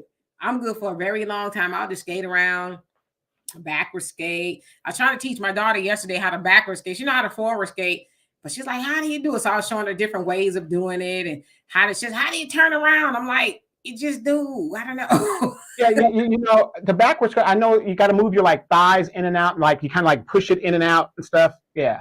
Yeah, it's for me. I just kind of, I don't know. It's, you get a momentum and you roll backwards. But the way I learned is you have one foot that's straight, and then the one going like that in the front, pushing you back. And then when you get good, you know, you can do both, and you know, all of that is, I don't know. I've been skating forever. It's crazy. My brother Walter could skate too. He's actually a really good speed skater. He used to always win speed skating contests at the roller rink, and he got. Back then, $100 for some skates was a lot of money, but those are the speed skates, and oh man, he wore those damn skates out. You know, and speaking of speed skating, before we go, I just want to say this. Remember that episode of Tom and Jerry where like Tom was like looking up Jerry because Jerry was in the penthouse or something, and these are for you older people. And you know, Jerry invited him up, and Tom started doing his shenanigans and stuff like that. Then Jerry finally put him out. Then Tom writes him a letter again saying, "Hey, pal, you know, I'm down here. It's cold, whatever the deal is." And Jerry threw him some skates and some ice skates and some hockey gear. He said, "Stay out." So if you're up there in Chicago, as they're giving all these migrants all their good stuff, go get you some hockey gear and just, you know, go around the skate and, you know, deal with the cold, you know? Yes, indeed. Let's see here. Common man, you say, does X at Demetri K that they affect the same brain reflectors? You know, I couldn't even tell you. I don't even know what that is anymore. Okay, I have no earthly idea what that even is. What is that? How does that work? Easy, you say, can I give you? I don't charge anything for skating lessons. You just have to be willing to learn, right? Get out there, be open-minded, and you know, just put your skates on and put your earplugs in and, you know, do your thing. I don't know. But anyway, will you say anybody in Chicago? Lot of skating. It says for pastime. Chicago's a big skating hub as well. Let's see. DGPD says, I saw your video this morning on you skating backwards. Yeah, and that was nothing. I'm like, maybe when I go again, I have my daughter show me really skating backwards. I can skate all the way around the rink backwards many times. That's fun. Silver Fox on skates. Where they at? Where the Silver Fox on skates at? Oh, I know who you're talking about. You're talking about Push 1515. That's the white guy who got kind of like the swag of a brother. But I know who you're talking about. Ronnie says, how long have you been skating, Queen Demetri? Oh, gosh, since I was probably like 7, 8 years old. All my life, honestly. And Brooklyn, how you doing? Says, I can skate, but I don't know how to rollerblade. Yeah, I can rollerblade. It's pretty easy. And ice skate as well. Easy says, I can skate. I can't skate, but I can ski. I don't know about that skiing stuff. I don't think I've ever tried to ski. I'd have to be a child, I think, to learn that. I did some gymnastics as well. I know how to do some flips, cartwheels. I can still do them to this day. That was before that caboose extended. I could flip my caboose too. It's funny. I was when I was in a relationship, and when the weather was bad, I was skating the house. And he's like, I've never seen anybody skate in the house. Why are you skating in the house? I'm like, why not? We got the perfect floors to skate in the house. Why not? You know, I don't know. But some people may frown on that, but I thought it was fun. Thunder says them hip replacement surgeries really work. Yeah, I ain't there yet. Big C, how you doing? Says this is not the only way to clean yourself up. Stop playing. Well, maybe you're watching the playback. I don't know. Something we said. But anyway, yes, y'all. Thank y'all so much for being here. And Rodney says the NOI got their money from the Hunt family from KC. I don't know about that. I have to look into it. Common man, you say it's the neurons of the brain. I take your word for it. I have to take your word for it. Okay. That I am out of practice. Have no earthly idea at all. But anyway, y'all have a thank you, Mike Nice and Sagittarius Goddess. Thank you so much. We'll see y'all on Tuesday. We'll have a podcast and our live show Will says, come ski with me, Demetra, from Colorado originally. Well, yeah, wait, Free Will, isn't there like a black group that goes up to Colorado and some of these areas and they ski all the time? It's like a club or something that you could be a member of, and they, all the black folks get together and, you go up there and, even if you don't know, they even teach you. So I'm down. I'm down. Just let me know when and where. And peace unto you as well. Easy. So anyway, we love and appreciate every last one of y'all. See y'all on Tuesday. You guys be blessed, be safe, and all of that. And get off your ass and move around. Anyway, love you. Peace.